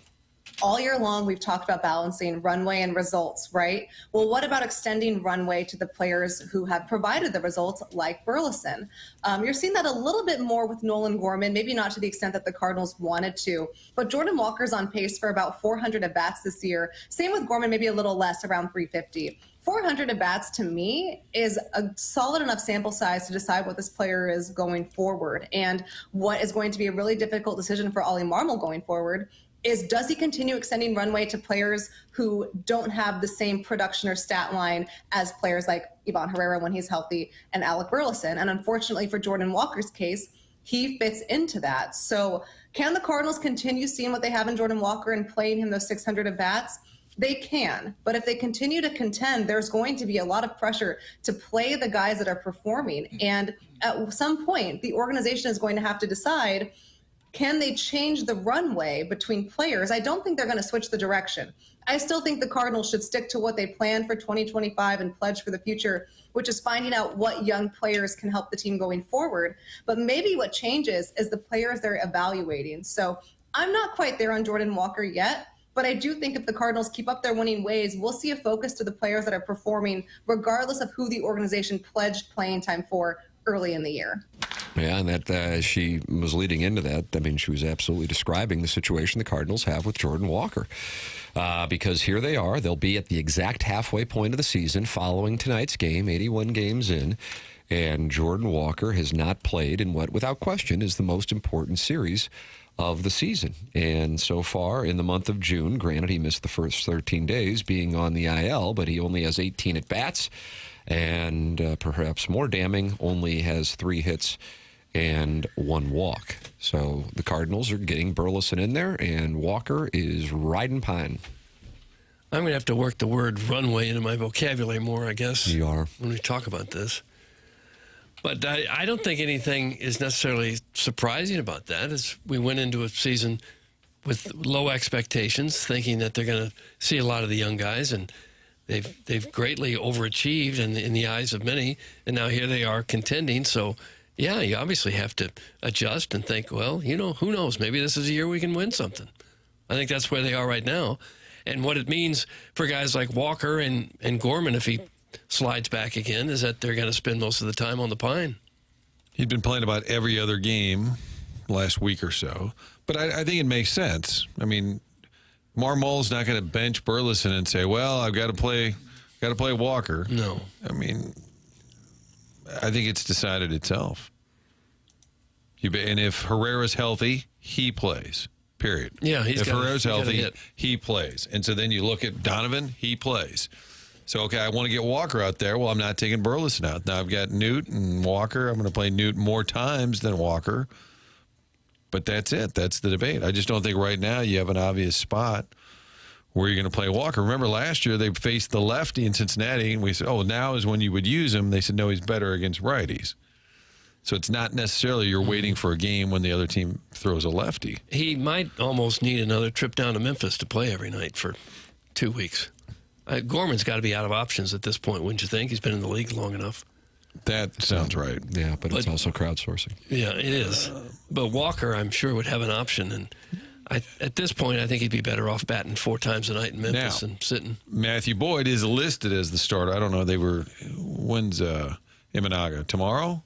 Yes. Mm-hmm. Okay, Matthew Boyd is the listed starter for the Cubs. I don't know anymore when I read these like a week ahead. I don't know who the hell is pitching anymore. But Matthew Boyd is the scheduled starter for the Cubs tonight. He is a lefty, so you could try and find a way to get Jordan Walker in there. Gorman homered last night, had 3 hits, so you're going to bounce him in some way. You're not going to bounce Burleson. What do you think they'll do? Well, career numbers, Tim. You like a good sample size? I do love sample size. Okay. So ask me, has Jordan Walker ever faced Matthew Boyd? How many times has he? Yeah. Guys, thanks. Yes, he's 1 for 1 with a 2-run homer. Oh, he's in there. Get him in there. So, well, if he doesn't Oli play, Marmol looking at what am I going to do here? Okay. If he doesn't play, you're looking at 3 left-handed hitting outfielders against a left-handed pitcher. They don't usually do that. Now, Newt's been hot. Yeah, he has. Newt's going to play for sure. Can I give Victor the night off and put Newt in center, Donovan in left, Gorman at second? It's a lot of lefties. Yeah, it's a lot of lefties. They don't like to do that. My gut says that they'll give Newt the night off. Jordan Walker finally coming around. This Burley's man in left. could be Cooperstown. Donovan's in left, Gorman's at center. I don't know. Would you sit Gorman after a 3-hit game? He's a tough lefty. He's having a good year. Maybe you put Burleson in left and Walker in right and Sajasi you'd still have Donovan at second, obviously. Maybe they'll do that. It's a tough call. You know what we'll do? Gorman got his eye back. We'll see what happens. My gut is that Walker will play tonight because they figure if there's ever a chance to get him out there, maybe this is it. You can't ice him for too many days in a row. But I don't know who you're taking out. You can do the whole lefty argument, too many left-handed bats, but I think Donovan's playing for sure. Yes. Burleson's playing for sure. Yes. Mm-hmm. So it's down to Gorman or Newt.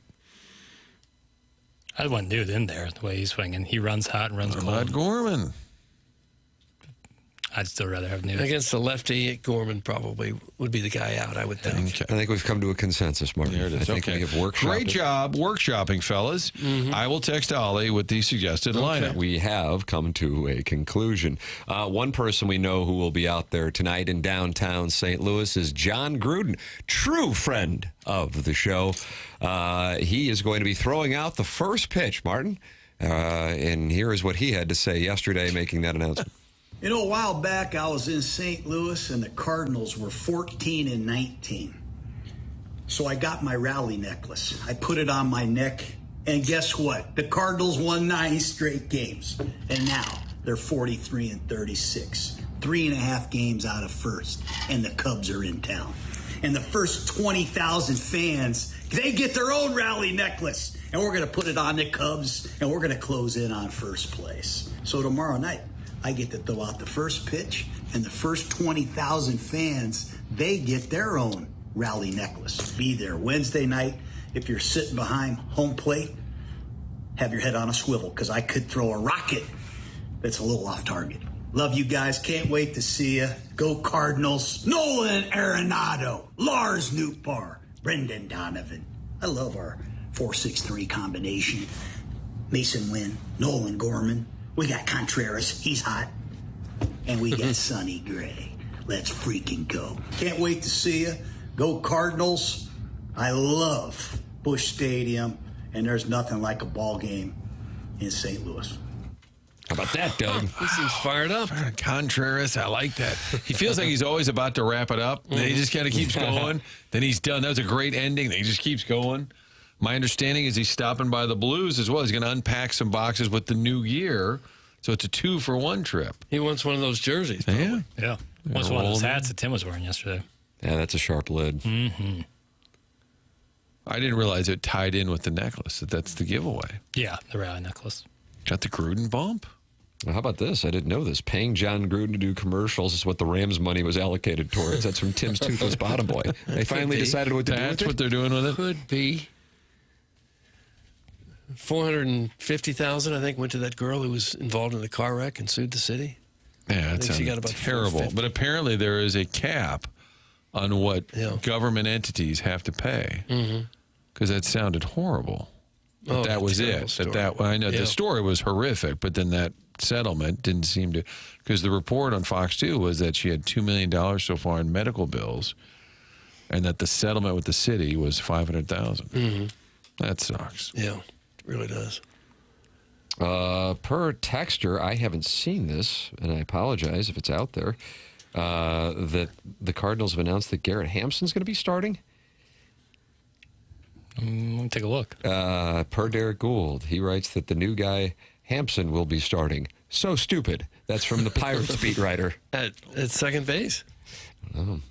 Jackson is in the process of taking a look at it. I'll tell you about James Carlton while he looks at it. James Carlton's online at carltoninsurance.net, or you can call him at 314-961-4800. That's James Carlton of the Carlton State Farm Insurance Agency. He's been my insurance since 2019. My insurance agent since 2019. 425 five-star reviews for James Carlton and his team in Webster Groves. There is a good chance that your insurance went up year over year. A call to James Carlton's offices, which will take probably in the range of 2 to 3 minutes to let them know your situation. They can do the research. That could wind up saving you thousands of dollars. Why not make the call and see what they can do for you? They have been saving TMA listeners money for years. 314-961-4800, or go online at carltoninsurance.net. If your insurance costs a leg and an arm, call James Carlton, State Farm. Jackie Papers, anything there? Nothing from Derek's Twitter. Okay. He did post a little story about him being called up, but I signed him yesterday. He's been around. Not called up, but yes, signed. Apologies. Added to the rest of the. I bet Sajaysi's pretty bummed out that they signed him. That's his role that they're giving to Hampson, I guess. And he came upon the recommendation of John Jay, who worked with him. I think Brant Brown had him too. They recommended him. He basically takes the Jose Barrero spot. Right. Which is, I would be surprised if he's in the starting lineup. I think what we just sort of workshop there is you have a number of players who are playing well but are left-handed, and you have the thought of getting Walker out there at some point. I can't see how you squeeze in Hampson with those scenarios that we played out. Gould tweeted that he'd be in the lineup against Boyd, but it sounded to me like more of an educated guess than a report. That's from Nordique, a hockey elephant. A hockey elephant? Yeah. That's what I thought the logo looked like. Okay. The tweet is the following. Guess who will be starting a game in center field for the Cardinals in the next 2 days? Hint 1, he wasn't on the roster a few hours ago. Hint 2, he was at Busch this past weekend. And then you have the Garrett Hampson story. That was Derek Gould's tweet yesterday at 5:11 p.m. Anything's possible, but I would be disappointed, I'll say that, if he is. I don't think that's necessary.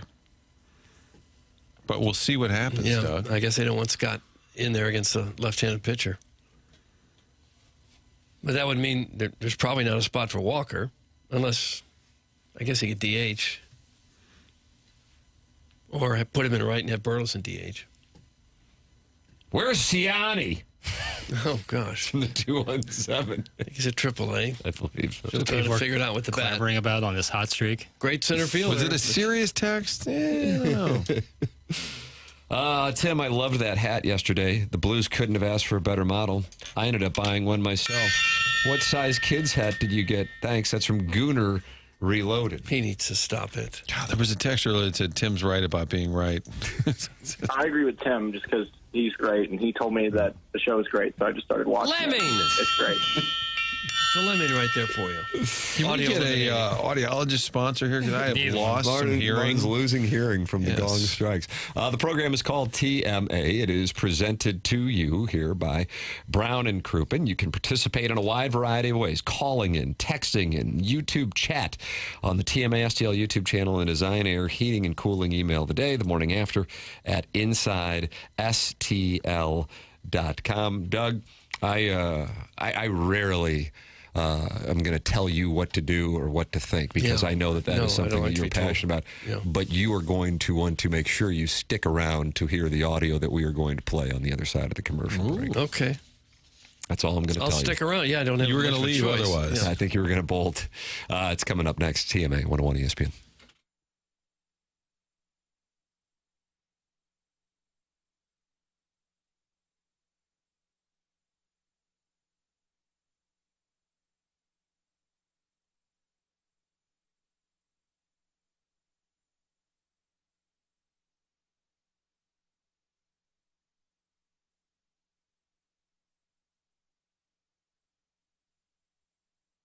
Mid-America Airport in the news headlines on Tuesday just awarded some FAA funding. They're going to expand the terminal there. Folks are figuring it out. Great deals, great experience at Mid-America's St. Louis Airport. You're flying to great destinations, whether it's 7 Florida spots, Fort Myers, Fort Lauderdale, going out to Vegas, Hilton Head, Knoxville. All these just been added slowly over the years. Gulf Shores have been added. You can get to Destin in a little over an hour. And because it's Allegiant Airlines, you're getting a great price, and at Mid-America St. Louis Airport, great convenience. Park there on the lot, less than $10 a day. Go inside, through security, you're there. From car to gate in about 15 minutes. You can book the flight at flymidamerica.com. Folks are starting to figure this out. The airport is expanding over there. Great deals, great convenience, and the warm, awesome destinations you can head to. Get there quick over at Mid-America St. Louis Airport. Book online at flymidamerica.com.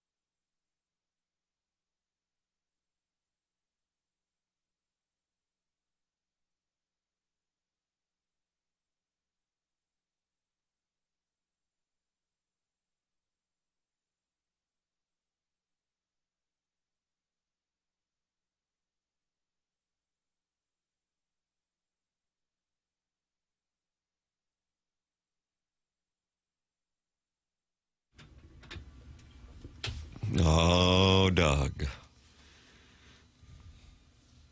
It's TMA 101 ESPN. We've got Stiefel dossier updates for you with the Frank Cervelli tweet that has Blues fans and hockey fans really all over North America talking, with him tweeting about an hour ago that Jordan Kyrou has rocketed up the trade target board, and Kyrou's no-trade clause kicks in on July 1st. Jeremy Rutherford is going to be in studio with us at 10 o'clock, so that is coming up in the 10 o'clock hour when Martin goes to onboarding. Jeremy Rutherford will be in to get his perspective on the situation with the Blues and Kyrou and a possible trade. They would have 5 days to do it between now and July 1st when that would kick in. So we've got that, as well as, of course, what the Cardinals are doing here, which is going on a heater at the right time. The Cardinals now 2.5 games back of the Cubs. They are approaching the halfway point, which will be following tonight's game, 81 games in. And Little Jackie Papers is going to look back on our preseason predictions and who will be celebrated and who will be held accountable. Coming up, Martin, on the Stiefel dossier, a look back at my Cardinal preseason poll, as we are now nearly 81 games through the season. That is coming up in the Mark Hanna Evergreen Wealth Strategies 9 o'clock hour. But, Doug, I told you to not go anywhere because we had some audio you would want to hear. Okay, I'm here. Are you following the case of the People versus Delgado? Not as closely as I probably should. Thank you. That's the right answer. This is attorney William Kozaleski, and he was having a heated exchange with the judge in Colorado over this case. And here is how it played out when a word slipped out in the middle of the exchange that came from the attorney to the judge, and it became a little problematic in the courtroom. Take a listen if you would. I would. Separate. Okay, but it wasn't 3 separate. Let's go with what happened in the case. But honey, oh my God, I'm sorry. I'm sorry, Your Honor. That I don't know what to say to that. I apologize. Okay, go ahead. The question here is what happened. I'm sorry, I've just been totally thrown by I can mistake. imagine. I can imagine. I'm a little thrown by that also, if I'm being honest. Your Honor, I don't know what to say. It's just a... Okay, well, go ahead. You've only got 1 minute and 7 seconds left. The question here... Oh, a gavel there at the end. Work, Kurt. Wow. Kurt got that. Chairman Kurt got the gavel, and Doug, that was Judge Wapner's gavel. He called the judge honey, boy, and could not recover. Oh, it's couldn't tough. recover. Oh, that's so tough. William Kozaleski. Yeah, that's William Kozaleski. He was making a passionate case, and then when the judge came back at him, he called the judge honey, and Doug...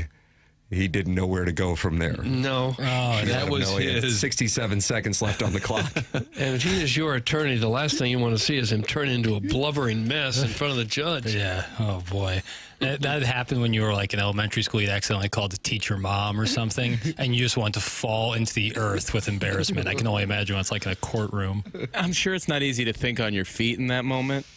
But is honor close enough to honey where you could maybe finesse your way out of that? No, I don't think so. No, Probably maybe if you were as typing sensitive as everyone is now, you'll never get through that. As a little boom goes the dynamite kind of moment, you could feel him kind of tense up. Yeah. And you see the video, Martin, it makes it even worse. And you have to wonder about the families involved. Here's the story. 1994, James Delgado found guilty of raping a victim at knife point. He was convicted of a slew of sexual violence charges, a number of charges, we'll say. Delgado's lawyer, however, appeared in court to challenge his illegal consecutive sentences to allow him to become eligible for parole. So this guy, Kozaleski, was representing the state, arguing against throwing out the original sentence. So I'm saying if you're a victim, this guy was basically saying keep him in jail, and then he sort of choked there, clearly. That would kind of suck if you're a family member saying we need this guy behind bars, and then the guy who goes up there calls the judge honey. And It that just probably sort of- became a bigger thing than the guilt or innocence of the Delgado. Yes. I think the judge actually stayed pretty calm. Yeah. And didn't. You can imagine being a female judge and maybe feeling like you don't get the respect that the male judges get in the first place, and then here's a lawyer up there calling you honey. Probably didn't go over too well with her. How are you, honey? Jennings Randolph Jr. There's another lawyer. That was not in court. That was not in court. That was not in court. That was probably at Normandy. I called my girlfriend Doug last night. It wasn't awkward, and she asked me to keep doing it. That's from Mr. Mudjack Okay, Mike. So we it didn't sounds need like that. there's a history of this. Hold on a second. Did Jackson just say that he called his teacher mommy? Did he rub her feet too? That's from the Jerkwood from Kirkwood. No, I didn't. Did you ever do that? Call No, your like teacher one mom? time. Yeah, one time. Yes, that would happen. This not I wouldn't say it every time. Joe, no, yes. I wouldn't say it every time. Like once, you do it, you slip up Well, I would once. assume if you were saying it every time, at some point they'd probably call your parents. 100%. It would be like an accidental thing you do once, and you get so embarrassed by it that Was you this like your senior year that it happened? probably like third grade, fourth grade. Mom. Yeah, like you do it accidentally once, and you're like, oh my god. I'm going to come to your panicked. defense here. I was called dad accidentally. Yeah, It can right. happen. Is someone going to really chastise me for what I did when I was 8? Well, You got to be one of the bigger losers of all time. Do that. A great legal. Is Terry Crouppen in studio? I want to ask if he's ever called a judge honey before. Absolutely. He is going to be in studio coming up here. It's the and we'll worst see if this flub is- that he's had. Ooh. Buddy of mine was a young attorney, and he said he got to make his case to the judge and get up there. It was the first time, out of law school, raring to go, and like, Your Honor, listen to this, and does like a whole spiel, and then looked down and his fly was open. No. Oh, Bill. Oh, Bill. I saw the head of the teachers union, Randy Weingartner, interviewed a month or so ago by a female interviewer, and Weingartner called the interviewer darling, which didn't go over real well. Did not play well. No, didn't. Did not play well. You can get involved in the program, 314-399-9646. Text in, call in, 314-974-0101. Callier and Thompson phone lines, and you are welcome to participate in the conversation in the Michelob Ultra YouTube chat where 258 friends have gathered. People are fired up about these Cardinals, and here is the play last night that got them going. Alec Burleson's 7th inning. Doug, he's going flying into the net. Okay. 2 out. Little pop, foul ground, long run Burley. He's there. He's near the netting. He dives into the netting. Did he make the catch? He made the catch. I think my favorite part about that, outside of the obvious, which is, of course, the catch in the net, is Counsell's so flustered by it that he goes, all right, let's check this out on replay to see if he didn't trap it against the net. And then he signals to the umpire with a shake of the head in disbelief and frustration that somehow he actually caught the ball and they won't be challenging it. Yeah, I noticed that. I thought that was awesome. Yeah. I love that. I love when like a play happens, like a crazy play, and you're like, oh, they're going to challenge, and they say no, and it's very satisfying. They must have somebody who gets just an immediate replay there in the dugout. I think it's not in the dugout, but like in the room. Because they're almost ahead even of the broadcast. They must get a replay before we see it as viewers. Obviously, they do. Mm-hmm. Yeah, I mean, they have a live feed going on. Yeah, so there's somebody just absolutely right on it the very second that it happens, backing it up and looking at it. You only have 30 seconds? Yeah. I guess that's a full-time job for somebody? Must be. I'm sure it's someone who does other things not during the game. Although I would take that job if your only job was to be watching the game to see if you should replay it. Yeah, just don't get it wrong. That's a good question. We'll find it out. Ooh, logistics. Somebody back there in the video room watching every play and just as fast as he can taking another look at it. To get the review and then signal to the manager. Yeah, key moment. Also a key moment, Doug will not call him PCA, but some do, Pete Crow Armstrong. And he was asked after the game about forgetting how many outs were left, allowing what became the game-winning run to score Mason Wynn from second base on the deep ball out to center field. Here is an interview that Martin didn't really care for. Martin, you said it's snippy? Yeah, he's a little snippy. You made a mistake. You know they're going to ask you about it. And it's also a Cubs reporter that appears to be somebody who travels with the team with Marquee. Just answer the question, son, honey. Pete, can you just walk us through the 4th inning? Is it as simple as just not knowing how many outs there were? Yeah. Simple as that. And then in the 7th, what went into the decision to bunt? That was an attempt for a little push bunt, trying to bunt for a base hit. But I didn't do a good job of playing the game of baseball today, so Does that need to be in communication with Tucker there, or is that just something? No, we give the outs every out, and I gave 2 outs, so can't really do much about that. There's the base hit. I like the fact that he gave the 2-out indication to everybody. 2 outs, everybody, 2 outs.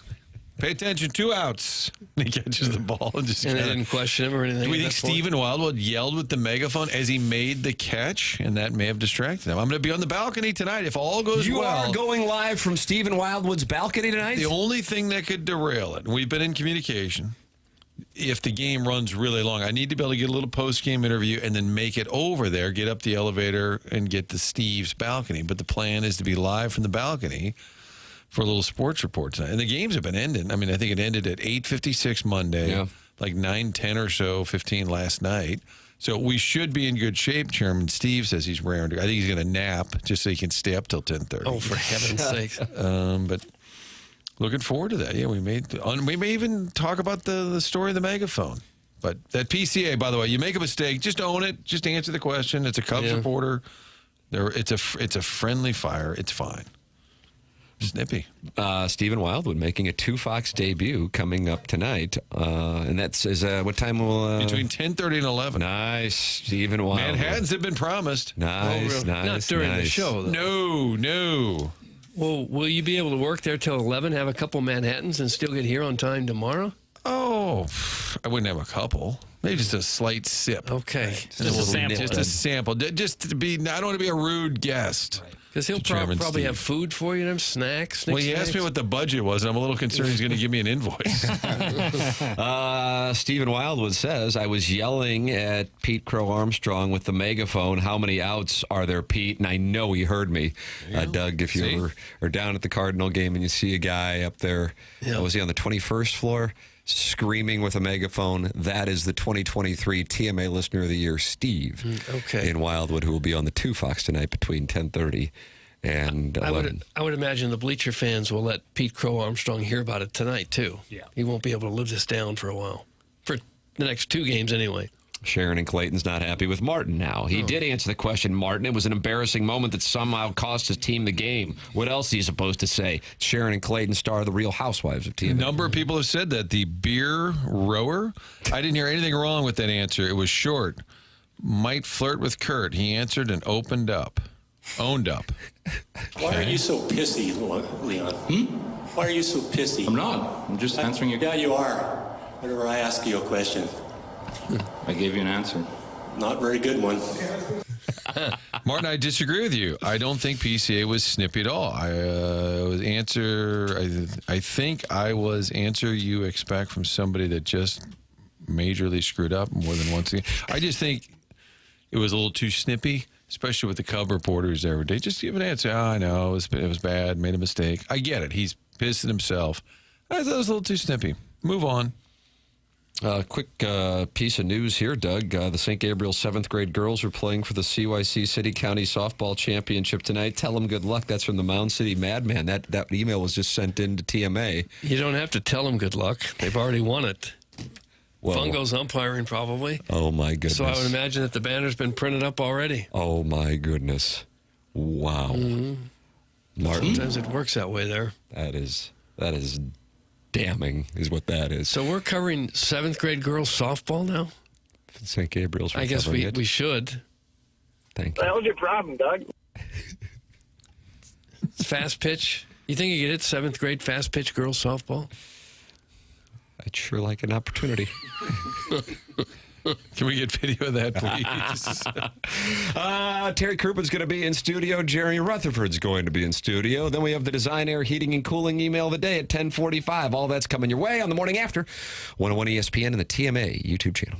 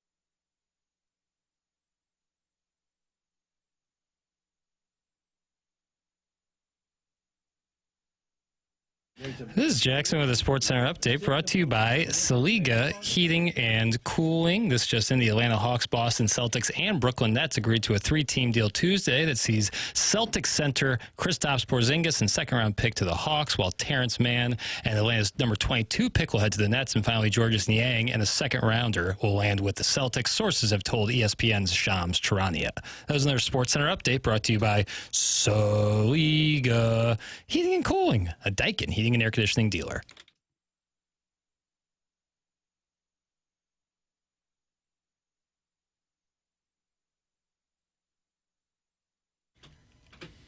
Welcome back. It is the Morning After, and it is presented to you by Brown and Crouppen. We're in the Mark Hanna Evergreen Wealth Strategies 9 o'clock hour here on 101 ESPN and the TMA YouTube channel. Tim McKernan, Doug Vaughn, Martin Kilcoyne with you on the program. Little Jackie Papers is on the 1s and 2s. And Doug, look on your right because you're going to see Terry Crouppen. I saw him sitting right there wearing a very intriguing Ramones T-shirt this morning. Terry, what do we got going on? I like it a lot. I just found it in my drawer, and I thought, years ago, I went to see the Ramones. And I didn't go to see the Ramones. I went to see the Runaways. Ah. Do you know who the Runaways were? I think we were just playing a little with Joan Jett. Cherry Bomb. Yes. Yeah, but they had this singer, Sherry Curry. Sherry Who was Curry. their lead singer. Lita Ford was a part of the Runaways. Yes, and Sandy Fox and Joan Jett. There you go. Doug, they're the Runaways. And the big draw was Sherry Curry was a very attractive blonde girl. I don't know how old she was. I was young at the time. And she would perform in lingerie. Oh. And, can you think of a better gimmick than that? Doug actually has tried that, and so it didn't go well. Didn't go well. I was doing rap and in lingery, and you tried though. Yeah, I gave it my shot. Yeah. At least the guy gave it a good old fashioned attempt. Terry Crouppen in studio with us. We were talking in the commercial break, and I said we've got some audio for you. Jackson's got you all set up with the headphones. We played this about a half hour ago here on the program. This is an exchange between an attorney and a judge yesterday in a courtroom in Colorado. They were going back and forth, and we cannot wait to get your opinion on what just took place. Take a listen to the audio here, Terry. Separate. Okay, but it wasn't 3 separate. Let's go with what happened in the case. But honey, oh my God, I'm sorry. I'm sorry, Your Honor. That I don't know what to say to that. I apologize. Okay, go ahead. The question here is what happened. I'm sorry, I've just been totally thrown by I my can mistake. imagine. I can imagine. I'm a little thrown by that also, if I'm being honest. Your Honor, I don't know what to say. It's just a... Okay, well, go ahead. You've only got 1 minute and 7 seconds left. The question here... There's the gavel right there at the end. Terry, thoughts? Well, as an older gentleman, I find not a lot, but often it happens, I will use a term of endearment when addressing somebody who's not, kind of a stranger. I'll say honey, or I'll say sweetie, or honey. And I honestly don't mean it in any way except as a term of endearment. I meet somebody and they're very nice. But not in the courtroom. But it just slips out. And Has it ever slipped out in the courtroom? It might have. No, but I'm saying it slipped, and clearly it slipped, and clearly he was oddly flummoxed about it. I mean, he acted like he had done a horrible, horrible thing when I don't think he had. And then she had to jump on it and acted like oh my God, the worst thing in the world just happened. It's just, I think, 2 people overreacting to a harmless slip of the tongue. I do think had he just moved on after the apology, it would not be getting the national attention. I guess I'm a little surprised. I don't know many lawyers who would be that upset over a small slip of the tongue that not only would you leap to an apology, but then you would be so upset by what had happened, you really couldn't think of your next thing you were going to say. I think that's a terrible overreaction. Yeah, I wonder how his client reacted to that. I bet they weren't Well, real I thrilled. would be more upset about how he reacted to the slip than anything else. I mean, if you're going to get thrown off by that, I don't know. He was representing the state. I would like to find out what happened in the case because he was trying to keep somebody behind bars and on behalf of the state. And I guess the judge had the ruling. I would love to know because hopefully it didn't play a role in the actual If it ruling. did, it's a shame. Right. What's the worst thing you've ever said to the judge on an accident? Well, I'll tell you the worst trouble I ever got in.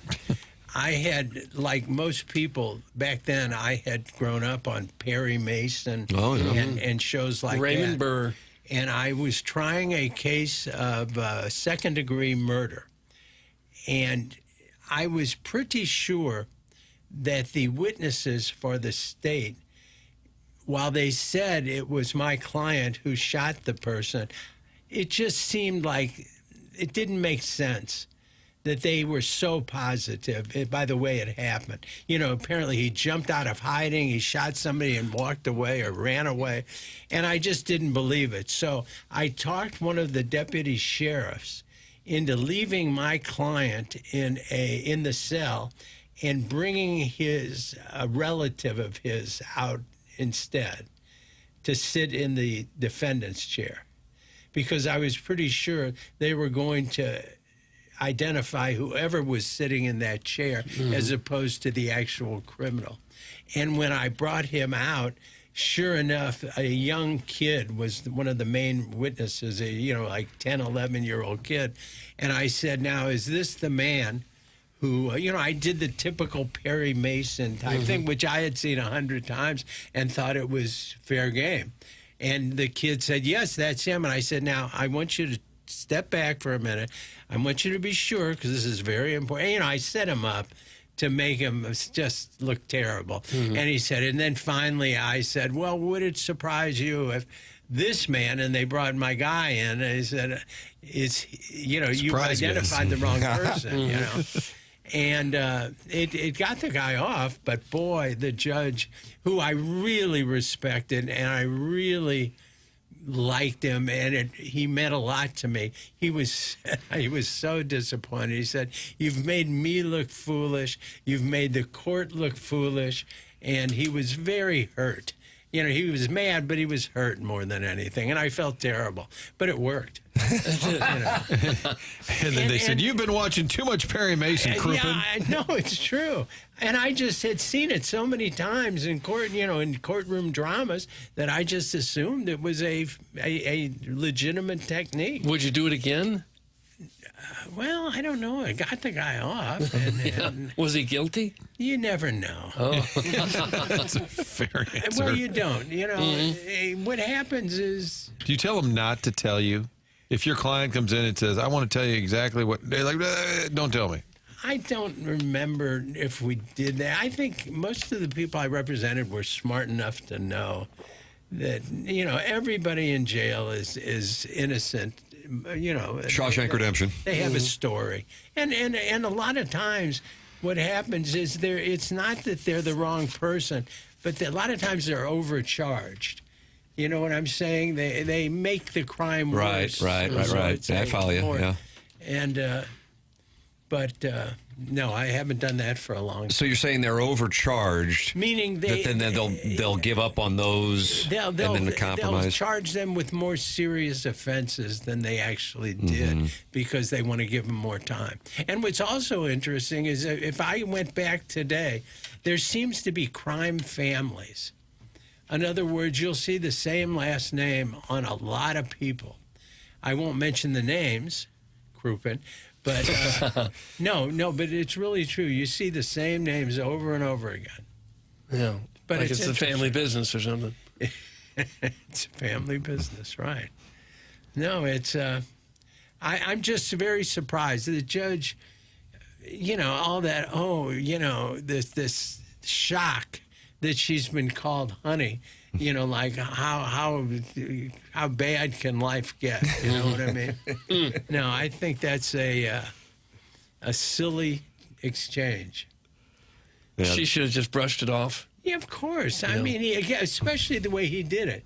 He said, honey, I am so sorry. You know what I mean? What do you want from him? It's so funny, but it's how we hear things. As I was saying, this Cubs player, I thought he was snippy. Then people texted, no, he's not, bro. You're an old man. I didn't think she sounded that bad because she sounded a little miffed, right? But I didn't feel like she didn't throw him out of court. But it's funny. We all hear things differently. Yeah. But the judge has all the power, right? Oh, they do. You have to kind of remind yourself when you even when you were the yes, the mighty Terry Crouppen walks in, you still like, okay, gotta kind of play nice here. Well, it's been a long time, but you do. You don't want to get locked up. Back then, you don't want to get locked up. Well, no. Back then, what they do is they would say, bailiff, take him back and let him, until he apologizes. You know, if you shot your mouth off, and they would take you and lock you up. Really? Oh yeah, I knew a lot of lawyers who got locked up for a couple of hours, just until because it gets very contentious, and nobody wants to lose, and you get very passionate about representing somebody, and when some of the judges, there are judges that are, at least I was a defense lawyer, and. It's just sometimes the judge seems to not be fair. Sometime back then, this is 50 years ago, number of the judges, they'd all come through, they were all prosecutors generally. And so they became judges, so their bias was toward finding people guilty and believing everybody was guilty. And you felt like I was a public defender for a while, and you really got the feeling that everybody was against you, and the system wasn't very fair. And so you get hot about this stuff. I remember once I had a trial with a guy, and I had a terrible head cold, and I couldn't hear very well. And the guy, they announced the verdict. This was the worst defeat I ever had. And they said, we sentenced him to 42 years. And the guy, I say to him, I can't hear anything. What happened? Oh, my goodness. And he just stood up and looked down at me. He said, I got blank 42 years, blank, and blank you. And, and then I said, what did he say? I couldn't hear anything. Comedy bit. When you're the defense attorney and you lose a case like that, is it hard to get paid by the guy? Well, I was a public defender. Oh. At that point. Okay. And so, no, I didn't get paid, but, nobody wants to get beat like that. And, people do some bad things. Were you following the Karen Reed case at all?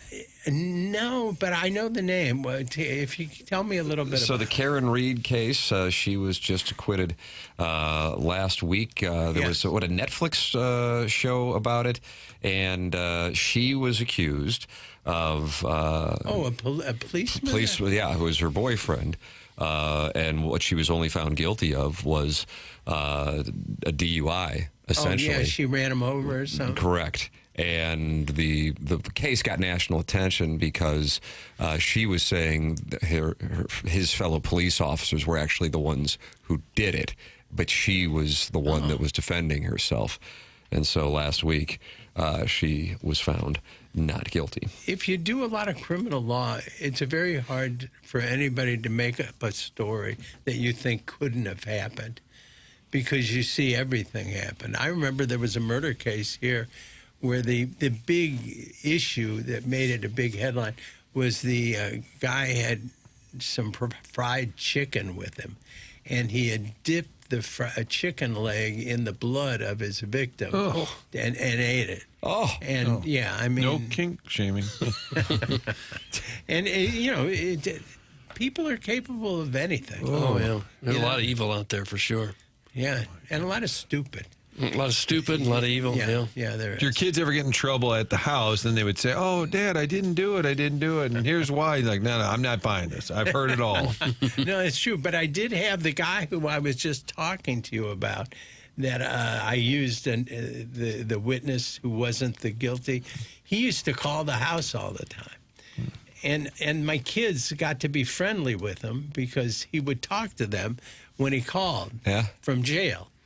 And they just, I remember Willard was his name, and they say, Dad, Willard's on the phone. But I said, well, give me the phone. He said, just a minute, we're finishing our conversation. I mean, and they loved him. And they were so happy when I bet you got a million fascinating stories, but you couldn't really write a book about it, right, because of client privilege. The only book I'd ever write was How to Commit a Perfect Crime. Wear a mask and wear no handcuffs, no fingerprints, no face ID. Yeah. And when you go back home after you've done some horrible crime, don't tell everybody about it. No.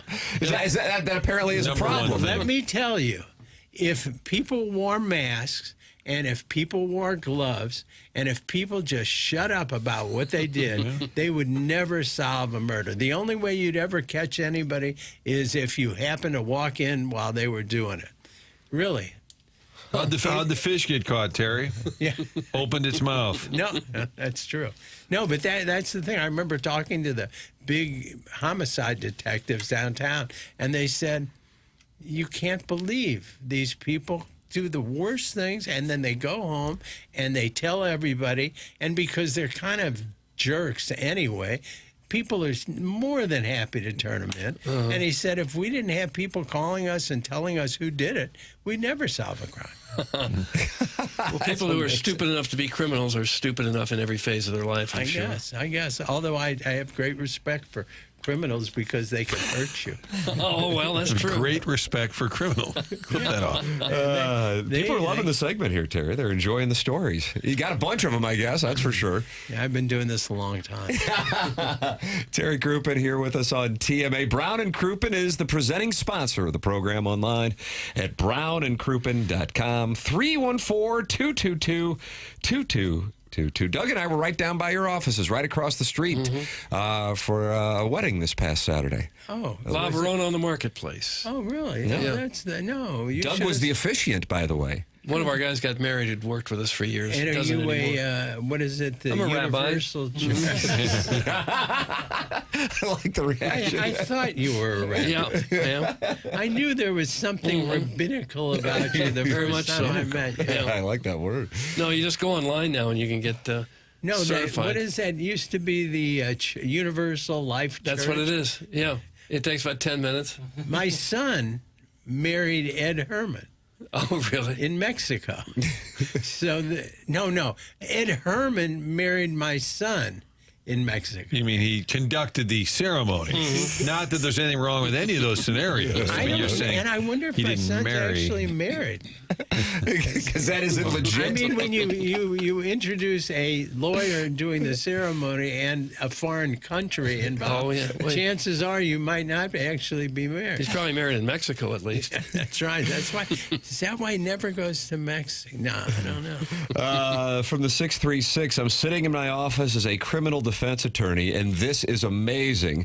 However, those cell phones are problematic these days. That's from the 636. I guess he's saying the cell phones can blow up a case. Oh, yeah. I mean... Especially your location at the time. Where were you? Right. I mean, computers have really hurt crime. Yeah. You know, and in your car, too. Well, Even if you don't have a cell phone, your car You sound knows disappointed, right Terry. where you went. Well, no. My father was a bail bondsman. And back then, there were no records, so things just got lost. Files, if somebody could take a file and just remove it from a file cabinet someplace, the crime never happened. And it happened. Right. It was computers make it very hard to be a successful criminal. You would think you do sound disappointed.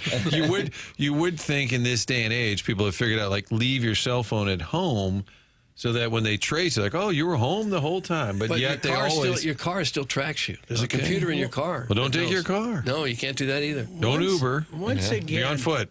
No phone. Most of the criminals that I've met weren't the best planners. I think that's fair. You know, Didn't Robert Blake, when he got pulled over, arrested, he had like a piece of paper and it said, "Get knife, get shovel, dig hole." Like he had a to-do list. with that woman. Yes, right? And but he had a to-do list in his car with him. Well, that was like the wasn't guy in he Minnesota acquitted? who just shot people. I can't remember. Was Robert Blake acquitted? I think He had the parrot on his shoulder on the TV show. Well, that was but the guy who Beretta. just shot the politicians in Minnesota, he had a big laundry list of To-do people he list. was going to kill, too. Well, that's what do they call that? Premeditated? No, the Not smart. What is it? The people that are just habitually do everything and OCD? OCD, yeah. You know, most criminals aren't that organized. No. And a lot of it is spontaneous. You know? Right, so you didn't really think it was going to They happen, didn't so you didn't think- take we time didn't- to plan it. That's right. We didn't wipe the chalkboard before we down Terry the Crouppen steps. with us here on TMA. Brown and Crouppen, presenting sponsor of the program. Terry loved the segment. Great stories. Oh, listen, one of my best segments ever. Terry Crouppen, Brown and Crouppen, presenting sponsor of TMA. Jeremy Rutherford in studio on this Kyrou story. That's coming up at 10 o'clock. Cardinals and Cubs reaction from the win last night. That is coming your way. This is TMA 101 ESPN, presented to you by Brown and Crouppen.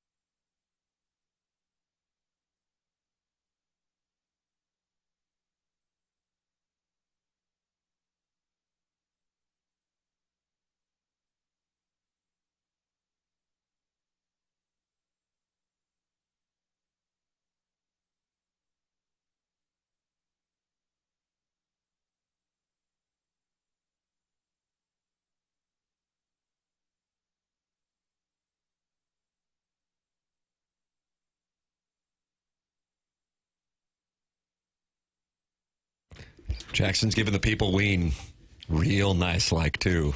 It's TMA 101 ESPN. Mark Hanna, sponsor of the 9 o'clock hour.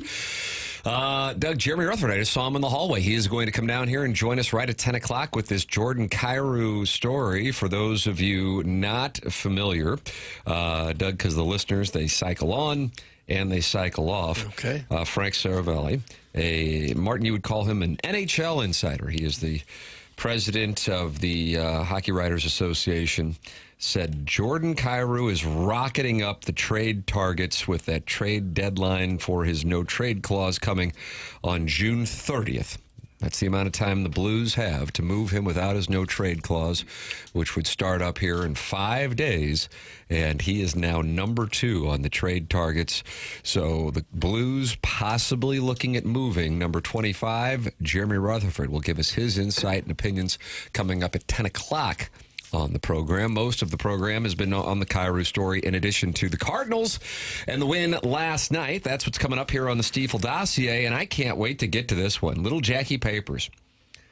He is going to refresh our memories on a look back at the Cardinal preseason poll as the Cardinals sit here, Doug, at the halfway point of the season following this evening's game. There'll be 81 games into the season. Ladies and gentlemen, it is my pleasure to present to you, fresh off of a wonderful trip to Cape Cod, Little Jackie Papers, Ladue, class of 2016. All right, so we did a little Cardinal preseason poll, obviously, before the season began.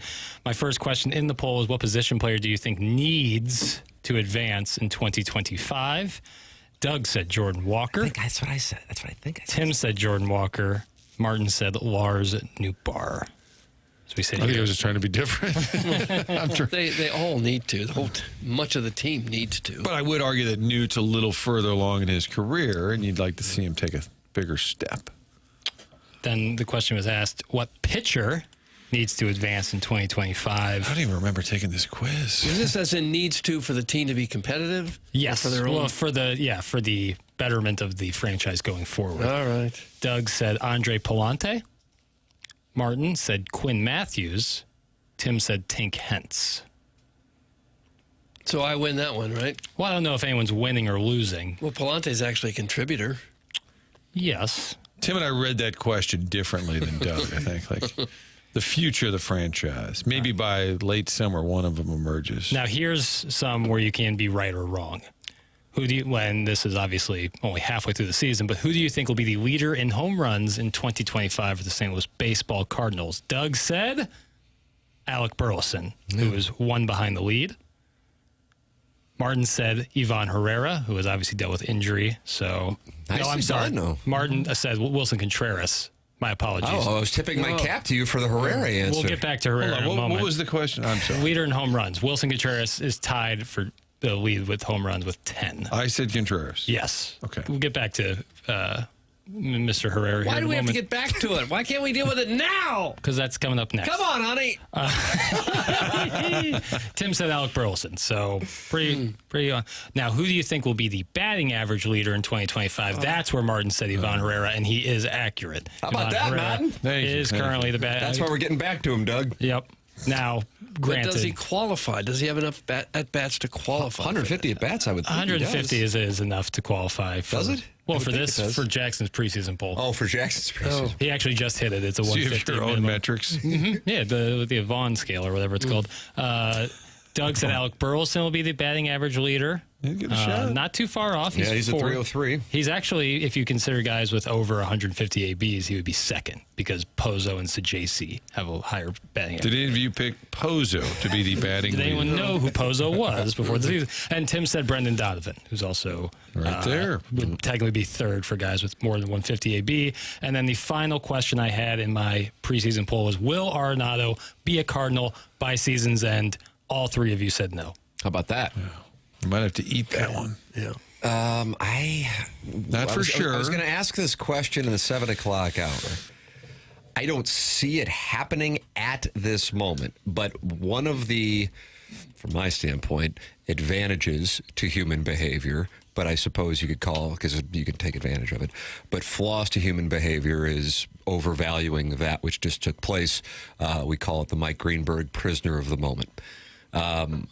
If the Cardinals were to have a trade partner who would want Nolan Arenado, who would take, because you got to think through the lens of, and I'm sure that they would, beyond this season and what they owe him and the trajectory that he is on offensively, would they make the deal right now, Martin? What do you think? And again, for the record, I don't think that this is happening right now, but I think it's more about other teams not wanting to take that on right now than it is about the Cardinals. But I also don't think that it's necessarily a conversation going on. Do you think the motivation now is the same as it was in November, December, which was to unload money as opposed to the return? You think the motivation is the same, just trying to unload the contract? Yeah, I think that, and I think they're also looking at it going, it's pretty clear at this point that it is a declining asset, and they are on the hook for a good amount of money.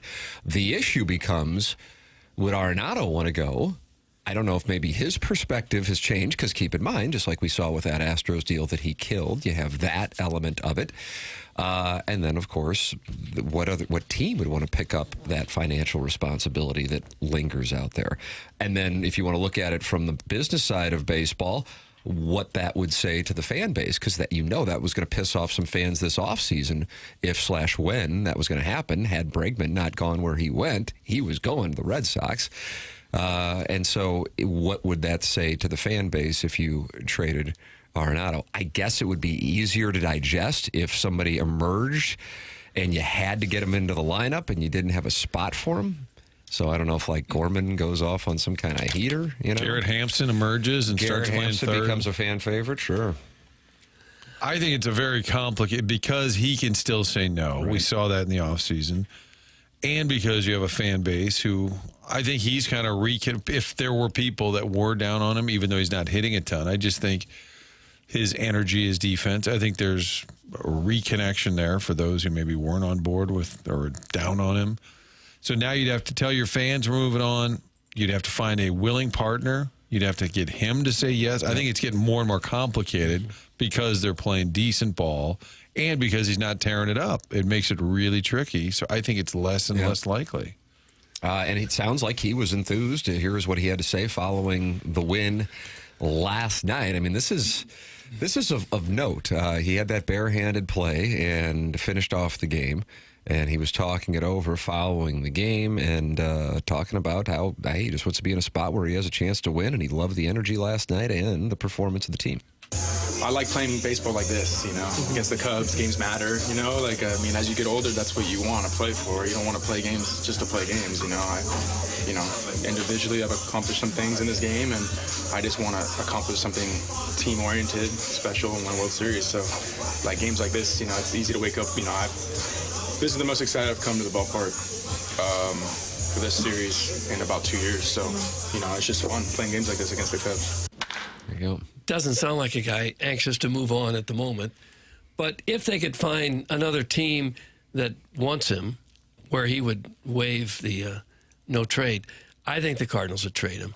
And they'd sell us on Gorman has to get regular play at third base. Back to the runway, Doug. Yeah, we'll get somebody in the trade, a prospect, and with the huge amounts of money we'll be saving by trading him, we'll get somebody else with that too. I think that's how and you could spin it that way. But I'll tell you what, if they did spin it that way, I'd be buying it up. I would be all for it. But huge amounts of money would be assuming that somebody's going to take on. And so what's that number? Right. If they say, you pay 15, we pay 10, every year for the next 3 years, you might say, okay, you pay 12 and we pay 12, whatever. There's still a number there that you're going to have to pay. Just like the Rockies did. The exact math is the man is owed $58 million because we're halfway through the season, so that's half the 32 for this year. Of course, 5 of that is paid by the Rockies, and then next year, 42, or next 2 years, $42 million. So, again, it's something that as of this moment, June 25th, as of this moment, I do not think is likely in play. I suppose the one that you could make a case for, not make a case for, but you could say you could still see it being likely if you were picking teams, would be the Yankees. They still haven't had the question answered over there at third base, which was the same question that was being asked in February and March with their third base situation. But I don't know who is going to have the appetite for that. And then does Arenado want to go somewhere at this point? And in kind of a weird kind of way, the better he plays, maybe the more likely he is to be traded. The more goes likely on a some heater other at team. the plate, and like, oh, good, now we can deal him. Yeah. My understanding is in the offseason they did have a couple of teams that were willing to eat the whole salary, and that he did not want to go to those places. I've said that before, and I don't remember. I don't know exactly the two. You can kind of guess. Maybe I'm just hypothetical, like a Seattle or a Detroit that said, okay, we'll do it, especially after Bregman didn't happen. And my understanding is there were some willing. Because like Houston, you were going to divvy up the money, but a couple of teams said, we'll do it, and they were places he did not want to go. For the record, the Astros, the team that he did not want to go to, 46-33 at this point in the season with a 4.5-game lead on the Mariners in the American League West. And he more or less admitted, I think he did, was it with the Houston paper when they were in town, but when they made the Tucker trade to Chicago, that's when he kind of hit pause and said, I don't know, are they backpedaling at all? Don't want to do that. Nolan Arenado is not here if one of two very simple things don't happen. Tucker, of course, if that deal does not take place the week before, and Bregman, who, as acknowledged, we had Jared Carabas with us. That was not what was going to happen. He was not going to go to Boston. And then right at the end, he decided that was the move that he wanted to make. And so otherwise, Nolan Arenado is at third base for the Boston Red Sox. So then you sit there and you go to yourself, okay, would the Cardinals be in better shape if that was what happened? Take your pick of whichever one. Point being, Nolan Arenado isn't with the Cardinals. Has it benefited them that he's here? Has it benefited the Cardinals? Yeah. Oh, absolutely. I think just from defensive standpoint, and because Gorman hasn't taken off, he was the one, remember, that was getting blocked, in theory, by Arenado still being here. But I don't think that you've come to any great conclusion on Gorman yet either. No. I'm sure Houston's glad they didn't go through with the trade, because the guy they're using, Paredes, is having a better year than Arenado. Paredes got 16 homers, 45 RBIs, playing better than Arenado has, so they got a better player, and they're not out that money. I feel like we need to workshop a new slogan for the Cardinals in 2025. Remember, they were sitting this one out. That's what Joe Buck came up with in the offseason. And now, Tim, this is the team we didn't think we'd have, but here we are. This is the team we didn't think we'd have. Well, here It's kind of long. Yeah, it may not fit on a How bumper about sticker. your guess is as good as ours?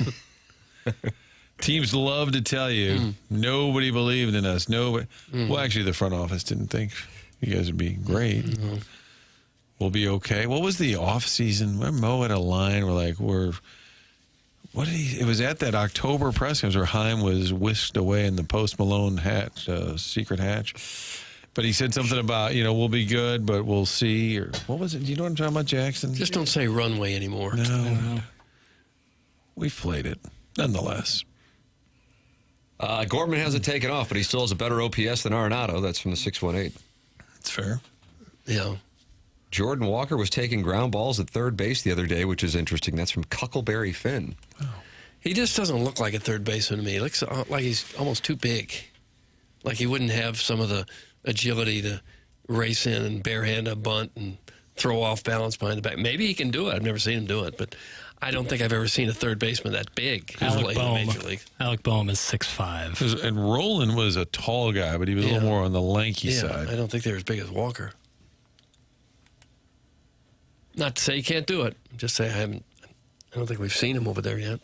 9:50 in St. Louis. The program is called TMA, airing on 101 ESPN. Jeremy Rutherford's going to be with us here in studio in about 10 minutes, giving us his perspective on a report that has not just Blues fans buzzing, but around the NHL. Teams are wondering, fans of teams are wondering, could Jordan Kyrou be coming their way. That's all over the place. Leafs fans wondering about it. I don't know if Craig Berube is up for a Kyrou reunion in Toronto. Carolina fans, I see, are talking about it. Could that be the trade partner? Certainly Islander fans. That's the one that Blues fans are hoping could be the trade partner should this happen. I'm anxious to hear what Jeremy Rutherford has to say. That is coming up in a matter of moments in studio. Doug, Collier & Thompson, sponsor of the phone lines here on TMA. What can you tell us about Collier & Thompson? Well, Collier & Thompson is the company to trust when you're looking to get your home remodeled, not just for kitchens and bathrooms, but for any interior remodeling job. Maybe you need a new man cave, a new office, a new bar, want to redo the basement. Collier & Thompson can handle all of that. They even do wine rooms and fireplace walls. Collier & Thompson is your go-to source for every design consideration. They carry the best cabinets, appliance, and countertops in the business. And better yet, it's all under one roof. There's no need to drive around the 5-10 different businesses for one job. At Collier & Thompson, they do it all. And they've got some great reviews out there. Here's one from Shirley. Hello, Shirley. She says, they helped design a new kitchen, finished project on time within budget. They took care of everything professionally and still helping on minor things even after completion. How about Kim S? How you doing, Kim? She says, Jim, the designer, listened and gave good recommendations. Mike, the project manager, always available for questions regarding installation. Both Jim and Mike worked with the insurance company when estimates by the adjuster were too low. The showroom is on Manchester and Baldwin, right next to Uncle Bill's Pancake House. Let Collier & Thompson bring your dream remodel to reality and come home to quality. Online at collierandthompson.com. There it is. Sponsor the phone lines here on TMA, 314-974-0101. Air Comfort Services, sponsor of the text inbox, 314-399-9646. Jeremy Rutherford is going to be joining us in studio coming up. This program is called TMA. We're in the Mark Hanna Evergreen Wealth Strategies 9 o'clock hour on 101 ESPN.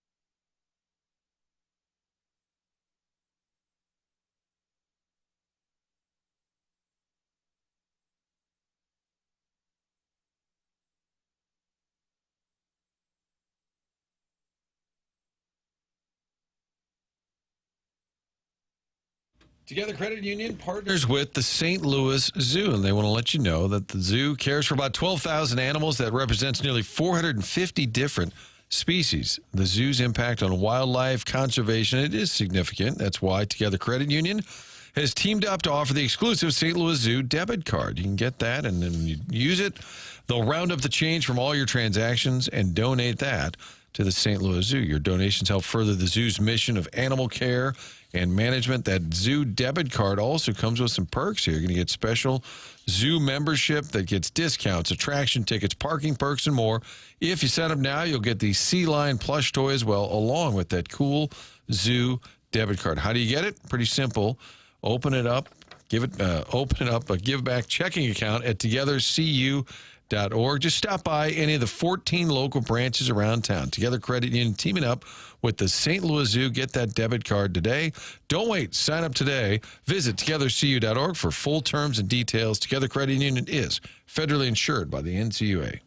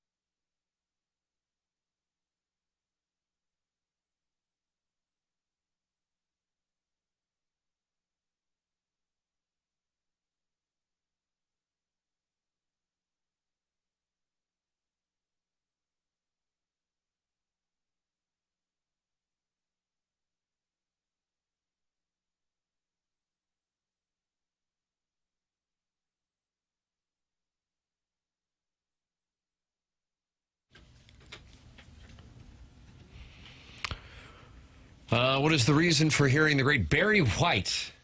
This song is celebrating its 50th birthday. Wow, how about Really? that? Yeah, 50 years ago today. And still holds up, right? Kidding me? Barry White? Kidding me? It didn't used to. Songs didn't used to hold up that long. I mean, like when I was in high school and college, if you'd gone back 50 years, it would have been Rudy Valley screaming into a megaphone. Right. Well, there's a discernible difference in musical technology from 30 years before you were born versus like 30 years before I was born. Yes, that's probably it. And tastes, musical tastes.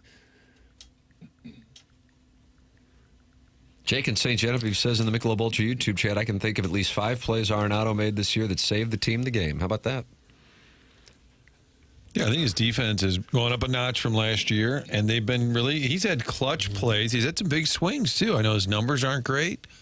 He's had some big home runs. Big home run on Saturday, Mark. Yeah, tied that game, allowed him to win it with Poza, who we picked in the preseason to be the key to their winning it all. Jackson didn't read that question. Buried the Poza, yeah. Arenado's done a lot this year. Gorman has played third base 5 times this year. He's pretty rough over there. Granted, he doesn't get many opportunities, but I don't see him winning any Gold Gloves. That's Jake, and he's in St. Genevieve. He is in the Michelob Ultra YouTube chat. That's youtube.com/TMASTL. The program is called The Morning After. Tim McKernan, Doug Vaughn, Martin Kilcoyne with you on said program. Jackson Burkett is on the ones and twos. Chairman Kurt manning the Callier and Thompson phone lines. Jeremy Rutherford is going to make his way down here for a portion of the 10 o'clock hour on the Jordan Kyrou story, in which Frank Cervelli says he has rocketed up the trade board in advance of the NHL's draft on Friday and Kyrou's no trade clause kicking in here in a matter of 5 days. The odd thing from that report is that Cervelli calls the Blues something that I don't know where he's coming up with this, but maybe this is the perspective. He says, with regard to the Blues, Kyrou joins the board as a player just days away from his full no-trade clause kicking in on July 1st. He's been a very productive player, averaging 35 goals and 71 points over the last 3 seasons. So why would the Blues move him? That's a big commitment remaining. Plus, the calculus that rival teams have made is that Doug Armstrong will see Jimmy Snuggerud as a player who can effectively soon replace Kyrou. This is the part that stands out. The Blues are a middling team that aren't young, and this may be one way to continue to turn over the roster. Don't call us middling. I don't consider them middling, and I don't know if I thought they were middling or crappy. I'd tell you I think they're middling or crap. I just don't see that.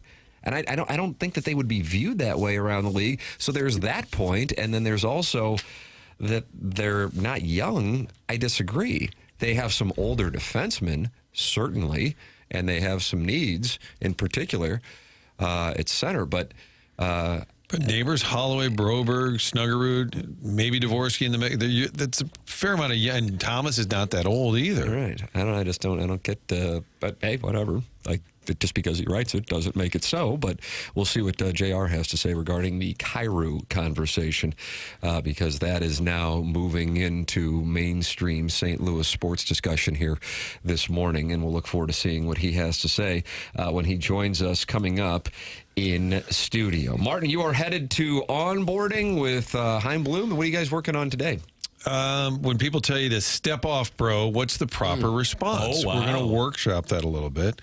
And then Heim, sometimes I'll just slip him a note and say, "You going to trade Arenado?" Yeah, see if you can. And then he writes back, he just says, "Not in charge." I'm like, "Oh, okay, I'll try." And then Chairman Steve's balcony, I think tonight, 12 hours away, brother. If it all works, we'll be live from Chairman Steve's balcony. Might even get to see the megaphone. Manhattans and megaphones coming your way at 10:30 on Sports Final tonight on the Two Fox. Martin heading out. Jeremy Rutherford coming up on the Stiefel dossier. The program's TMA 101 ESPN.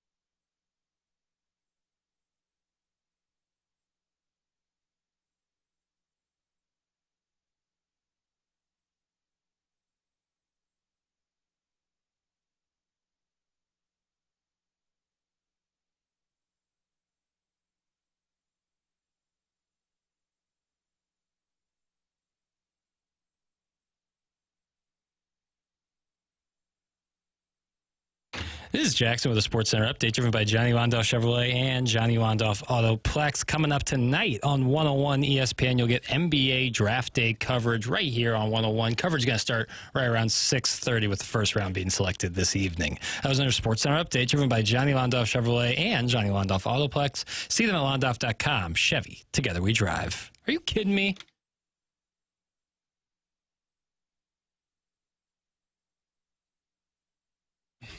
It's TMA 101 ESPN 10 o'clock hour here on the TMA YouTube channels where you can watch the program, and you might notice that Jeremy Rutherford has joined us. Doug, look at that. There he is. He's right there. Over there. Hello, Jeremy. Glasses on or off? Smarter or you look less smarter with them on. I occasionally will wear my reading glasses because ladies are looking for short, bald men who are married with 2 children wearing reading glasses. That's kind of like a fetish right now. Bifocals especially. Oh, my goodness. Oh, it's very, very hot right now. So I think if you can wear the glasses, I think you wear the glasses. If I had them, I would put them on right now, Doug, and it would be just too much man. Yeah, probably would. They're not readers, but if I push them down to make them look they like look readers, like readers. okay, we'll try that. JR, can't wait to talk it over with you. Was reading Frank Cervelli's story this morning, and outside of Jordan Kyrou skyrocketing up his trade board, as he tweeted, he also wrote that the Blues are a middling team that aren't young. And this may be one way to continue to turn over the roster. And I'm not saying this because I'm from St. Louis or I am a Blues fan, also hosting a show in St. Louis. I'm just calling it how I see it. I don't see either one of those adjectives fitting this team. Right. Is that the perception of the team? The Blues are mid, and I'm talking about around the league, that they're middling and they're not young? I mean, I realize there's some older players, but overall, I think this is an organization that's on the younger side. Yeah. I think that a lot of the outside perspective probably looks at the Justin Falks, Nick Leddy's, Torrey Krug's, even though he's not playing, Brandon Saad when he was here, and so, Braden Shen. So there are a number of older players, but I think what Doug Armstrong has done over the years is brought up that sub-core, and that's sub-core, with the Snuggerudes and the Dvorskys and those guys, they're going to step on in here. So, to me, though, when I hear age about a team, Jordan Kyrou is a guy that fits in exactly age-wise what they're doing. So it's not like if you trade him, you're changing that perception of this being an older team, even if you bring in a Noah Dobson, a younger guy. So I can understand the potential of a trade and why you might trade Jordan Kyrou, but in terms of what that does with the age of this team, I'm not sure it does much. We didn't like being called middling. There's also that. You're 1.6 seconds away from being one of the 8 teams left, I suppose when you only get in the playoffs on a tiebreaker, that puts you pretty much in the middle of your conference.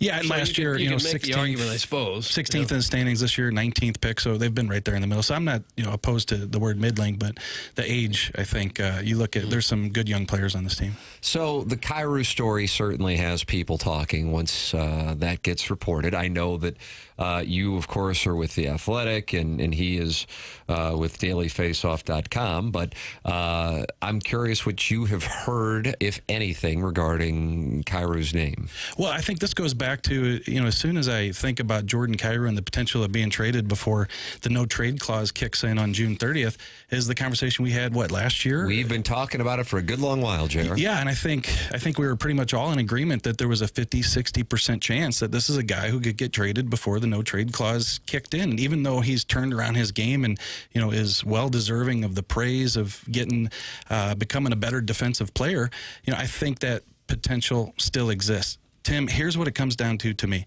They're getting ready to hand off from Doug Armstrong to Alexander Steen. Does Alexander Steen think that Jordan Kyrou is the type of player he wants on his roster, that he's a playoff player?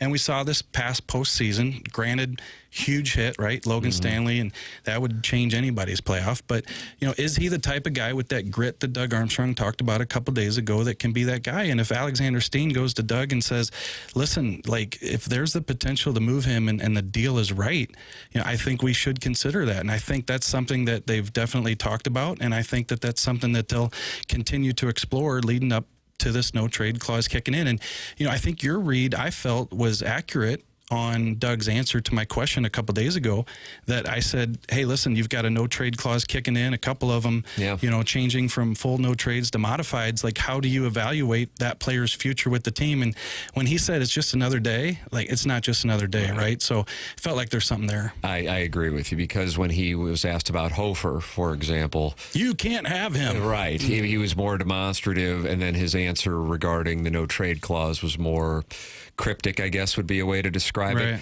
And so if you kind of follow him and his baseline behavior, when he pivots off of that, that to me is the tell that there could be something up. That doesn't mean that there is something up, but I don't know if this story is circulating if the Blues haven't made some phone calls. Right, and that's how that stuff comes out. And I've spoken to the national insiders that we have at The Athletic, Pierre LeBrun, Chris Johnston, and obviously they're making the same phone calls. And, if they hear something, we'll report it as well. But I think you have to ask yourself some pretty big questions here in terms of, Jordan Kyrou has a pretty good salary, team-friendly salary, $8.1 million for a guy who's scoring 30-plus goals. Even if he's not reaching that potential that you think he's got, like, this cap is only going to shoot up, and $8 million in a couple years, it's going to look like a $4 million deal now. And I think that's something the Blues have to consider. But again, it goes back to the type of player. Is he the type of player that you want to be a big part of this roster? And if they were to move him, you think a younger defenseman is what they'd be looking for? Well, I think that if you can find a center, that would probably be the biggest help, because Jordan Kyrou would be obviously the biggest trade chip. And if you're trying to come up with a number 2 center or a number 3 center, but obviously you're not trading Jordan Kyrou for a number 3 center, that would be the biggest help. But if you're looking at the defense and say you can move a Justin Falk to another team, his no trade clause changes from a full to a modified here July 1st. And, the name Noah Dobson from the Islanders is out there. If you can get a young defenseman that fits that age range that you're talking about, then yeah, I think that could be a solution too. The non-ling texted me, and he wanted me to ask you these questions. That's Kevin Lorenz, Doug. Can you ask him if he has any insight into the rest of the league's impressions of Kyrou? We see the details up close every night and have a good understanding of what Kyrou is, offensive-minded with elite skills, and what he isn't, a reliable 200-foot player in all situations. A, does the rest of the league tend to agree? And B, if they do, are there teams with now a ton of cap space who may see him as a final piece, like Pittsburgh did with Kessel in 2016? Yeah, in the conversations I've had, for example, I did a piece last season, and I interviewed an executive with another team, and I was posing trades to this person, and one of the fans had suggested Jordan Kyrou for Clayton Keller. And the response from this executive wasn't one of, oh my gosh, if you can get Jordan Kyrou, get him. It was more of a, well, that's a pretty fair trade. Keller probably the better player. So I think just using that small, story there, I think it tells you that, yeah, people around the league like him. They know that he's got the dynamic speed. They know that he's been a goal scorer. But is he a guy who can take over a game? We were just recording the Last Minute Blues podcast, and, you talk about a guy like Vladimir Tarasenko. He was a guy who wanted to own the moment in the big stage. Like, he wanted to score that goal that put you up. And you can score 37 goals, and like Doug always talks about, you can change that plus-minus from a minus 38 to a plus 21. But are you the guy that when it's the first-round series against the Winnipeg Jets, you're looking to score that goal? And, I think that's probably the question/concern that maybe some other teams have about him. You think they'd have anyone else that could be on the trade block besides Kyrou? So not so much, just because this is a year where they only have the 2 unrestricted free agents. Suter is going. Radek Faksa, they're talking about trying to re-sign him. And then you look at the rest of the roster. I just don't know that there are many guys outside of a Colton Parayko or a Jordan Binnington who they seem to want to keep and don't want to trade that would really yield anything. Like, they're not trading the Snuggerudes at this point. I think at some point they're going to get to a situation where they have so many like young, good, up-and-coming guys, they're going to have to trade 1 or 2 of them because they all can't play here. But in terms of, Braden Shen last year attracted a lot of attention, probably more so than I thought he would have. And so I think he's a trade chip, but I think team-wide, look at this roster, I don't know that there's a lot of guys that would yield a lot if you wanted to trade them. What do you think on the Hofer conversation? We cited the Doug Armstrong reaction to that in the offer sheet. What do you think could be going on there? Yeah, I like what Doug said. Look, he came out and he said that was a shot across the bow, right? And he said you can't have him. And it doesn't mean that he's not going to get an offer sheet. It doesn't mean that they won't hear from teams about Joel Hofer.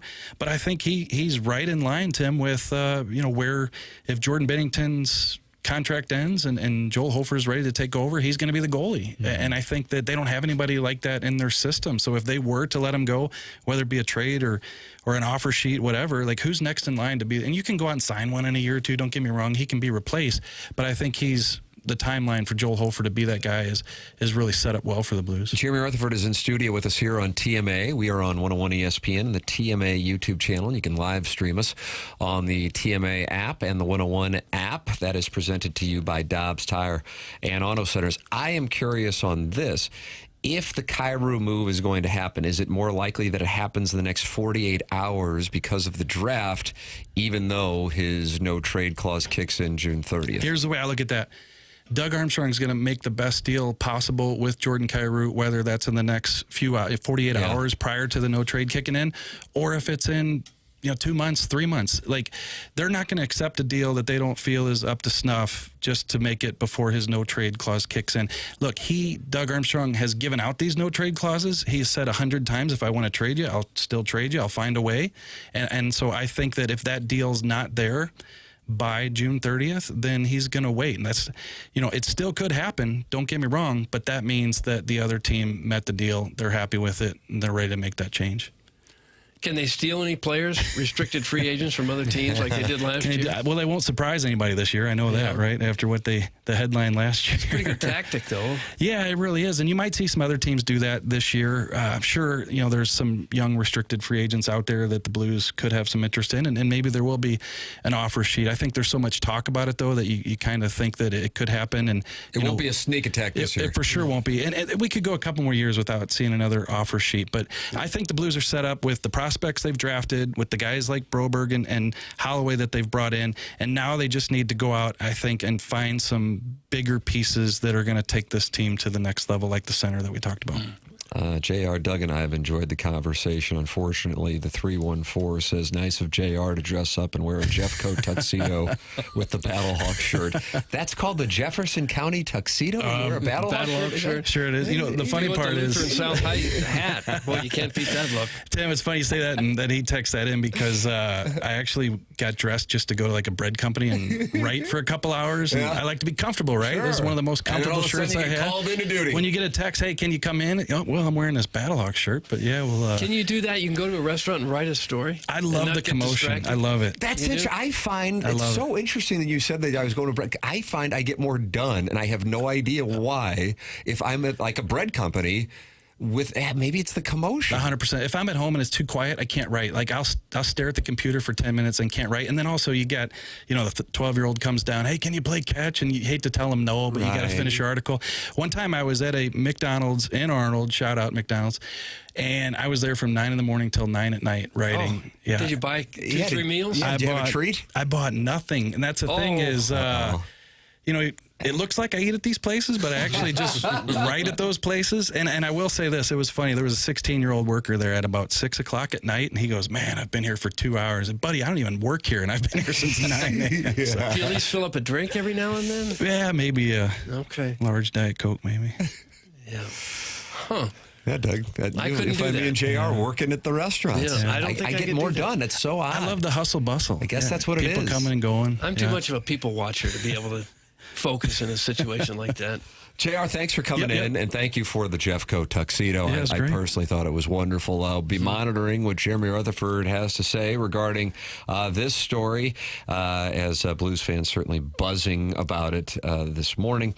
And JR will be right there on it on The Athletic and here on 101 ESPN. Tim McKernan, Doug Vaughn, Jackson Burkett with you on the program. Chairman Kurt manning the Collier and Thompson phone lines. This is TMA, and it's presented to you by Brown and Crouppen on 101 ESPN.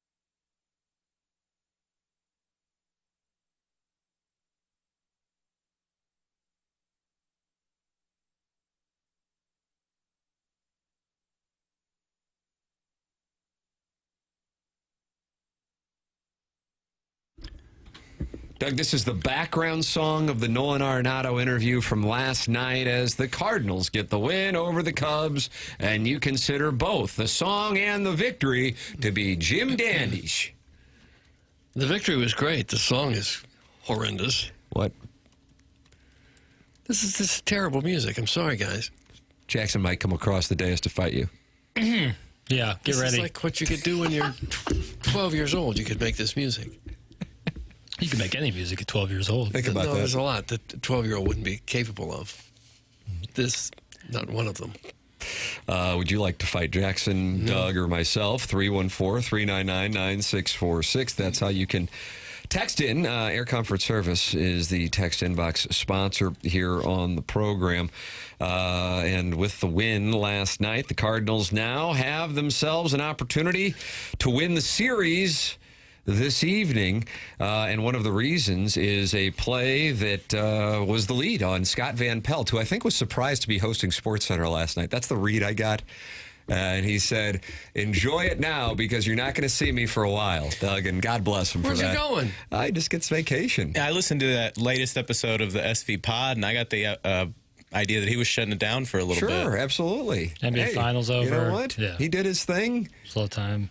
God bless him. He earned his keep. He gets some time off, so he won't be. But I have no idea why he was in there last night. I mean, there was nothing from a national standpoint, and when they lead with the Cardinals and Cubs, that tells you where things were. But what they showed wasn't necessarily the highlights so much as they showed this play, and that was the Cardinals getting the 8-5 lead when Pete Crow Armstrong, who Doug insists on calling PCA, fell asleep at the switch.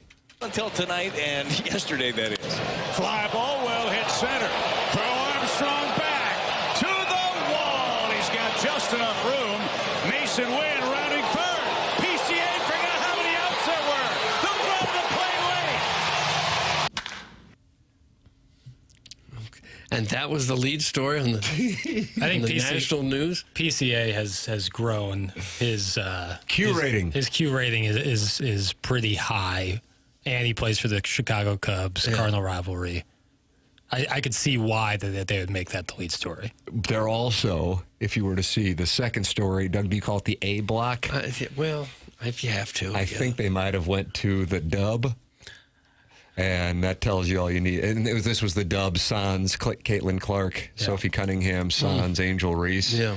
So that kind of tells you what kind of night it was, which again is why I think Scott Van Pelt was surprised to find himself on the desk. There might have been an illness or something like that. And the fact that he said on the air, enjoy it now because you're not going to see me for a while. Yeah. was to me, if I know that was his way of saying I didn't think I was going to be here. I don't know why I'm here, but I've been called into action. And I mean, he was on with Shams for a while, fill-in time. Then they had Jay Billis on, fill-in time. It was a fill-in time Sports Center. So I think that is the reason. But here is what Oli Marmol had to say regarding Mason Wynn's impact and awareness specifically on that sack fly. Okay. Never know which play, which run, which at-bat is going to be the most meaningful one of the game. And our guys continue to play every pitch with a ton of heart. And right there, I mean, that gives us a ton of momentum. When you take advantage of a fly ball to center field with a runner on second, you get to score there. That's a big deal. But for him to go as hard as he did to third and know that it was on his radar, that it was a possibility, and then to roll with pop there, I love every second of it. He's posted. I mean, he plays every day. This dude's beat up a little bit, and he continues to just want to be in the lineup regardless. I mean, he knows that he brings a ton of value to what we do on the bases, offensively, defensively, and he doesn't want any days off. That's what you want out of your young shortstop. A lot of Oh, no, what kind of bat was that? I didn't hear a bat. I heard another trail word. That's my bad. Yeah, I was playing that directly from the source as opposed to recording it as I usually do. I just loved the soundbite right up until that word got chopped off there at the end. But maybe similar to PCA, Jackson's human too. Here is PCA being asked about the play. Okay. Pete, can you just walk us through the fourth inning? Is it as simple as just not knowing how many outs there were? Yeah. Simple as that. And then in the seventh, what went into the decision to bunt? That was an attempt for a little push bunt, trying to bunt for a base hit. But I didn't do a good job of playing the game of baseball today. So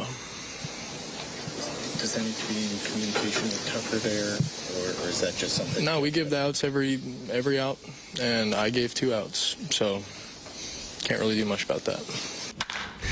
Base hit. Yeah, hashtag they call it. I just really would not like my cleanup hitter who's got 21 home runs to lay down a bunt in that situation. Couldn't believe it. I was thinking when I saw that, I go, what in the world was that?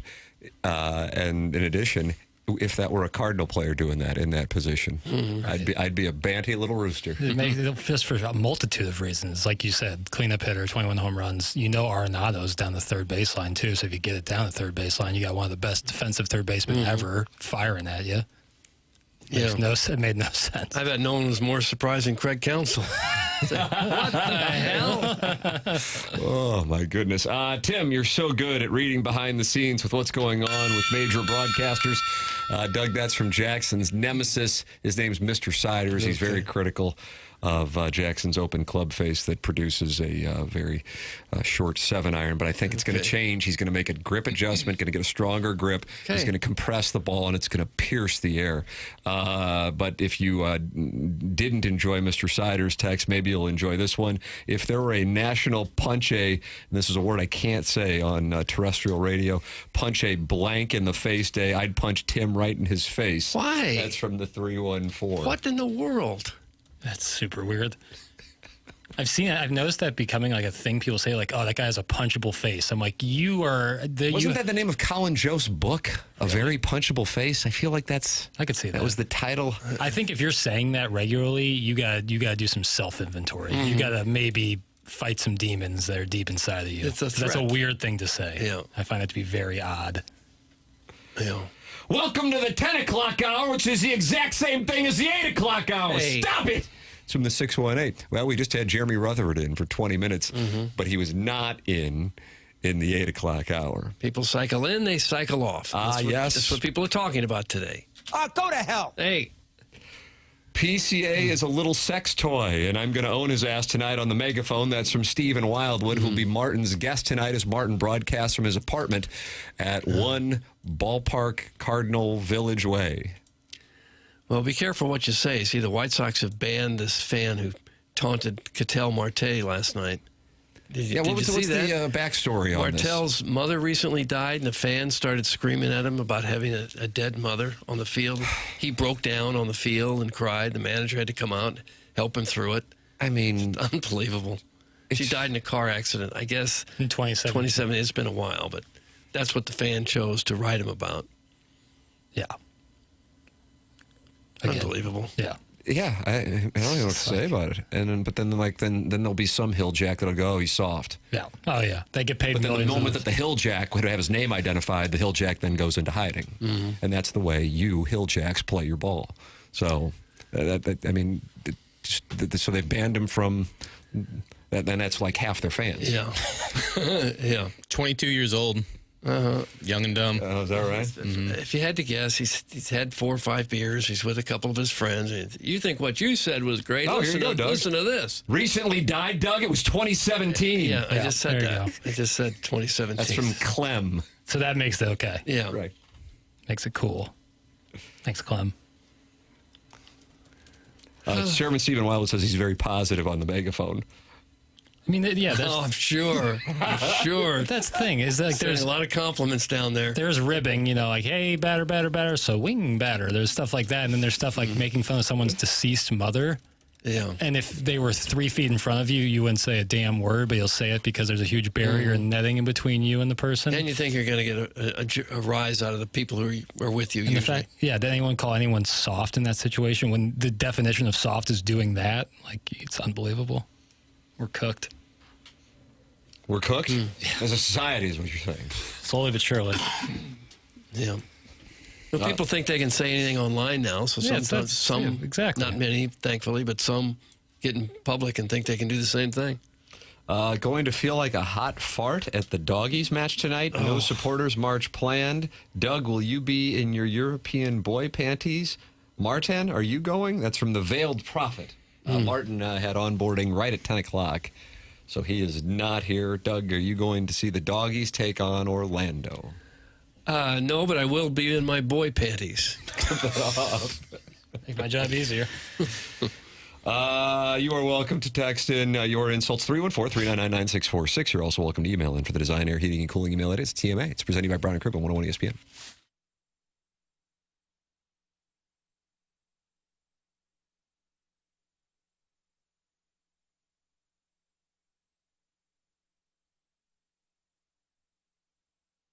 Moritz Royce is the place I would like to recommend if you are in the market for jewelry. Family-owned, family-operated now for more than 4 decades. That's Dan Royce at Moritz Royce, online at ninjabling.com. They have so much jewelry right there in stock at Moritz Royce, and they are located on the 15th floor of the tower, right across from the St. Louis Galleria in Richmond Heights, near Clayton on Brentwood Boulevard. They specifically have a lot of engagement rings in stock for the guys who want to get something put together pretty quickly, or they can also do custom jewelry if you want to design something from the ground up. It's Moritz Royce, online at ninjabling.com.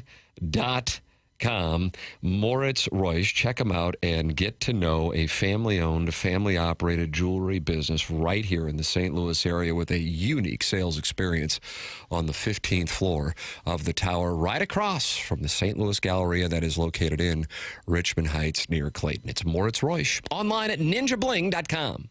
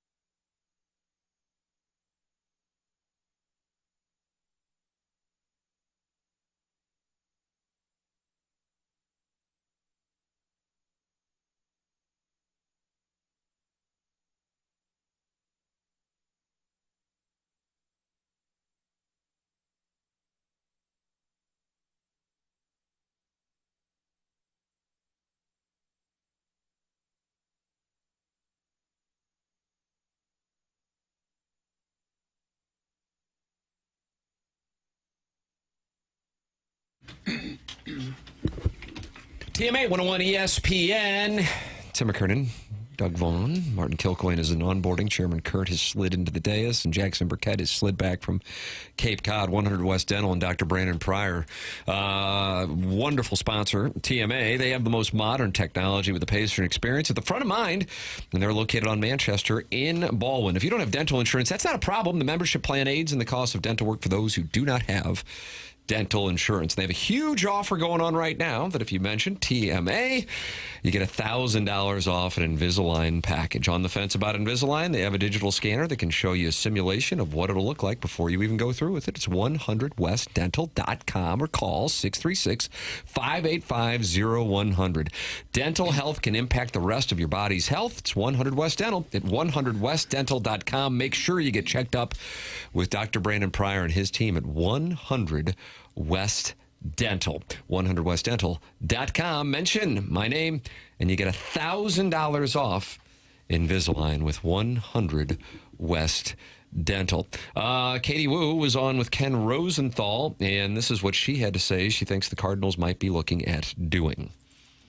You are right that this is ultimately going to be an ownership decision, an ownership that has prepared for a recession in terms of both gate revenue, ticket sales, and then the restructured television deal. So the Cardinals were expecting to lose some money this year based on years prior. But when you're thinking about Mo's final year, the fact that the Cardinals have already laid out their transition plan heading into 2026, it's a great question on what the Cardinals should do. I'm under the belief that they can continue doing both, that they can continue building towards the future, but still upgrading their roster. The Cardinals are not going to go up and do this full big blockbuster trade to improve the roster and go all in right now. That's just not something that they've done really in years where they had no excuse to.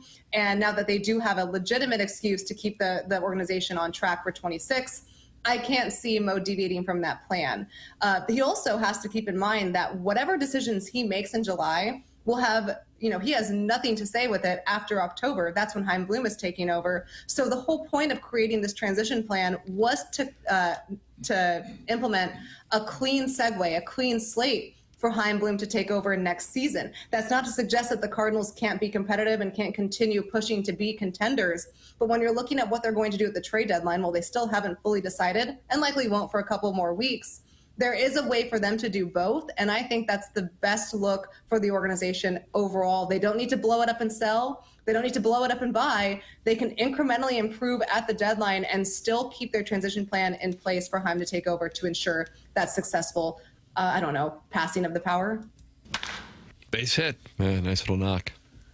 I would really love for Zalak to go out on a big season because he's taken so much heat the last few years, so much heat. You can imagine how happy he would be if the team would have a successful run. Maybe not win it all, but get to the playoffs, win a couple rounds. Just for him, he's always been nice to us, just as a personal thing. I know a lot of people wouldn't share that sentiment, but I think that I would like to see him go out on a high note. I agree with the overall sentiment that I'd be surprised if they'd be a bold move. And the reason being beyond what Katie just said in that exchange with Ken Rosenthal is I think the work stoppage that lingers out there, it's kind of not being talked about, at least as much as I think it perhaps should be relative to how I think it can impact certainly the Cardinals, but also other teams' mindsets, and then how it can impact things this coming off season. I think that's a factor in addition to where the Cardinals are and then pivoting from that. But, hey, it's not at all far-fetched at this point when you're 2.5 games out and you've had the stretch here over the last 10 days that the Cardinals have to be in first place at the deadline. And then what would they do? What could change now that may not have been in play at the start of the season but does not all of a sudden shake them off of where they're going is they go, okay, it's just not going to happen with most likely Jordan Walker or Nolan Gorman, two guys who were supposed to be getting all of this playing time this year, and they're at a point where they're going, that is where we can acquire a commodity and still stay some semblance of a course without selling a future pillar for the team and trying to maintain that trajectory of a rebuild with some younger players. You see what I'm saying? If another organization saw value in one of those guys, so that value being limited, which would, totally have blown my mind if that's what we would have been talking about at the deadline, if we would have said that's on play at the start of the season. But I wonder if that could be the direction that they go, that they would move one of those players. I suppose it doesn't seem like it's a very good time to trade either one of them because they've been struggling. I don't know how much you're going to get for either one right now. Maybe there's some GM out there who sees the kind of potential in Gorman and Walker that the Cardinals saw when they drafted them and have tried to work them into the lineup here over the last couple of years. I suppose that's possible, but I certainly wouldn't give them away unless you got a considerable return, because either one of these guys could just flip the switch and become a big-time player. It doesn't look like it's going to happen with the Cardinals, but you never know. You never know when the light comes on for somebody, especially Walker, who's only 23. Gorman's had a couple more years on him than that, but it's got to be a scary thing to do. You invested a lot when you drafted him. You paid him a lot of money. You've given him every chance in the world to shine and earn a spot, and right now they neither one has done it. Your thoughts are welcome. 314-399-9646. That's how you can text into the program. It's TMA. It's presented to you by Brown & Crouppen.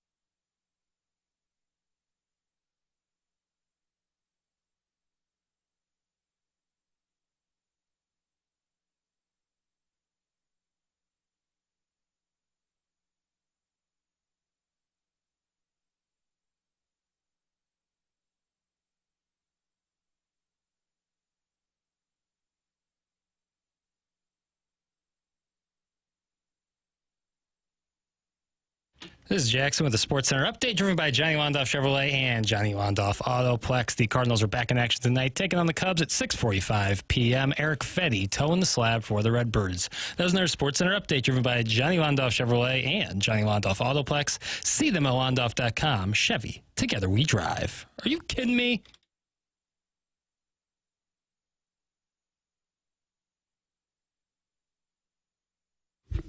Doug, we're about to do the Design Air Heating and Cooling email of the day. You know anything about Design Air? I do. I know quite a bit about it. I know this is the company that you should call if you're ever having problems with your air conditioner, and it does seem like when weather gets this hot, that's when it happens, and that's no coincidence. Your air conditioner is working harder. So the name you need to know to come out and get that fixed is Design Air Heating and Cooling. Maybe you don't need a whole new system. Maybe you just need a tweak here or there. Seth Goldkamp and his crew can certainly do that. They've been doing it since 1904, before there even was air conditioning. So they kind of got in on the ground floor, I'd say. At Design Air, they believe in honest work. You'll never be sold something you don't need. Whether you're dealing with this great St. Louis summer heat or the freezing cold, they have got your back with dependable service and no pressure solutions. Visit designairservice.com. Schedule your service today. Design Air, comfort you can count on since 1904. Home of the handsome repairman. Ask for Larry, the Silver Fox. Yeah, that Silver Fox. Mm-hmm. People are buzzing about Larry. He made quite an impression on someone. Yes, he did. If you are feeling low energy, low motivation, you're tired all the time, weight gain, muscle loss, especially belly fat, you're feeling anxious, moody, or irritable, those are symptoms of low testosterone. Mentality is a local healthcare facility that specializes in helping men feel and perform at their very best. Board-certified physicians providing a full physical consultation and blood panel analysis all during your first visit. Mentality focuses on free testosterone levels, which many doctors overlook, ensuring your treatment is tailored to your body. It is Mentality. This year, you can experience the possibility of rejuvenation with Mentality. Go to mentalityhealth.com/radio to find out more information. That's mentalityhealth.com/radio. Mentality, longtime TMA sponsor. It's time for the Design Air Heating and Cooling email of the day. The year 2006. Cardinals had just wrapped up their first World Series victory in 24 years. So obviously emotions were high. The place, Old Bonham Elementary School. A luxurious oasis with a carpeted basketball court made specifically for the poor kids that end up at Ladue High School because their parents didn't love them enough to send them to Burroughs or MICDS. Mm-hmm. That's what that's about? Yeah. Tough reality. So they put carpet on the basketball floor to lessen the pain? That's not a joke. There was a carpeted gym at Old Bonham, my elementary school. Indoor, outdoor carpet or shag? Stuff that'll rip every pair of sweatpants you have right at the knees. How did it affect your game, boy? Probably help with my ball handling, if I had to say. Yeah, some funky bounces you'd get off that carpet. The Celtics had that famous carpeted gymnasium that Larry Bird and the '86 team played on. No. Marquee carpet. It was hardwood. Parquet? Parquet floor. Parquet carpet. Yeah. But hardwood. Parquet carpet, correct. Me, I was just a recent graduate of Sanford Brown's Teachers College. I had always longed for a life in poverty, so it was a foregone conclusion that I'd graduate with either a degree in education or journalism.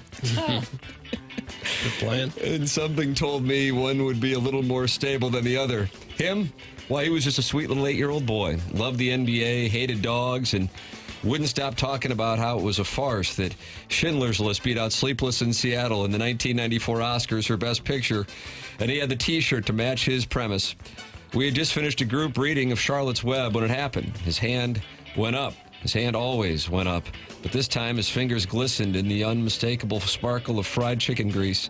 Thanks for reading the story with us, Mom. Why don't you sit down, get comfy, kick your feet up, and let me make those little piggies go wee, wee, wee all the way home? Oh, no. I should have gone into journalism. That's from Don't Think, Just Stink. Who took Wet Pink? That may be like a cold shower after that. Who took That really freaked me out. Wet Pink? He's new. I'm going to have to agree with Doug from the 8 o'clock hour. A lap dance really is much better when the stripper is crying. See, I was over on the east side, and let's just say the Wednesday morning talent ain't exactly the varsity squad. After working my way through their legs and eggs special at the buffet, I pulled up for a dance with a lady named Shasta McNasty. She told me she'd been furloughed from the downtown Hooters, fallen on hard times, and was pulling herself up by the pleather bootstraps, followed up with tattered stockings, a crooked belly button ring, and a tramp stamp of a faded Playboy bunny smoking a Virginia Slim. And right there on my lap, she started crying about her problems. Admittedly, it had been a while since I'd had an action. I had to cover up the makeshift tent in my pleated pant, which ain't a great look when your pants already scream divorced dad at a state fair. Oh. Anyway, shout out to Doug for the life advice. I tipped her 2 drink tokens and a scratcher. That's from the Marlins Family Barbecue. Doug, the Marlins have that barbecue instead of practice. Marlins Family Barbecue. That's what we have for the designer. That's It's 11 o'clock. Okay, I'll vote for Marlins Family Barbecue. Wet pink. Marlins Family Barbecue. Marlins Family Barbecue has won the Design Air Heating and Cooling email of the day. It's 11 o'clock, so we got to go. Bye.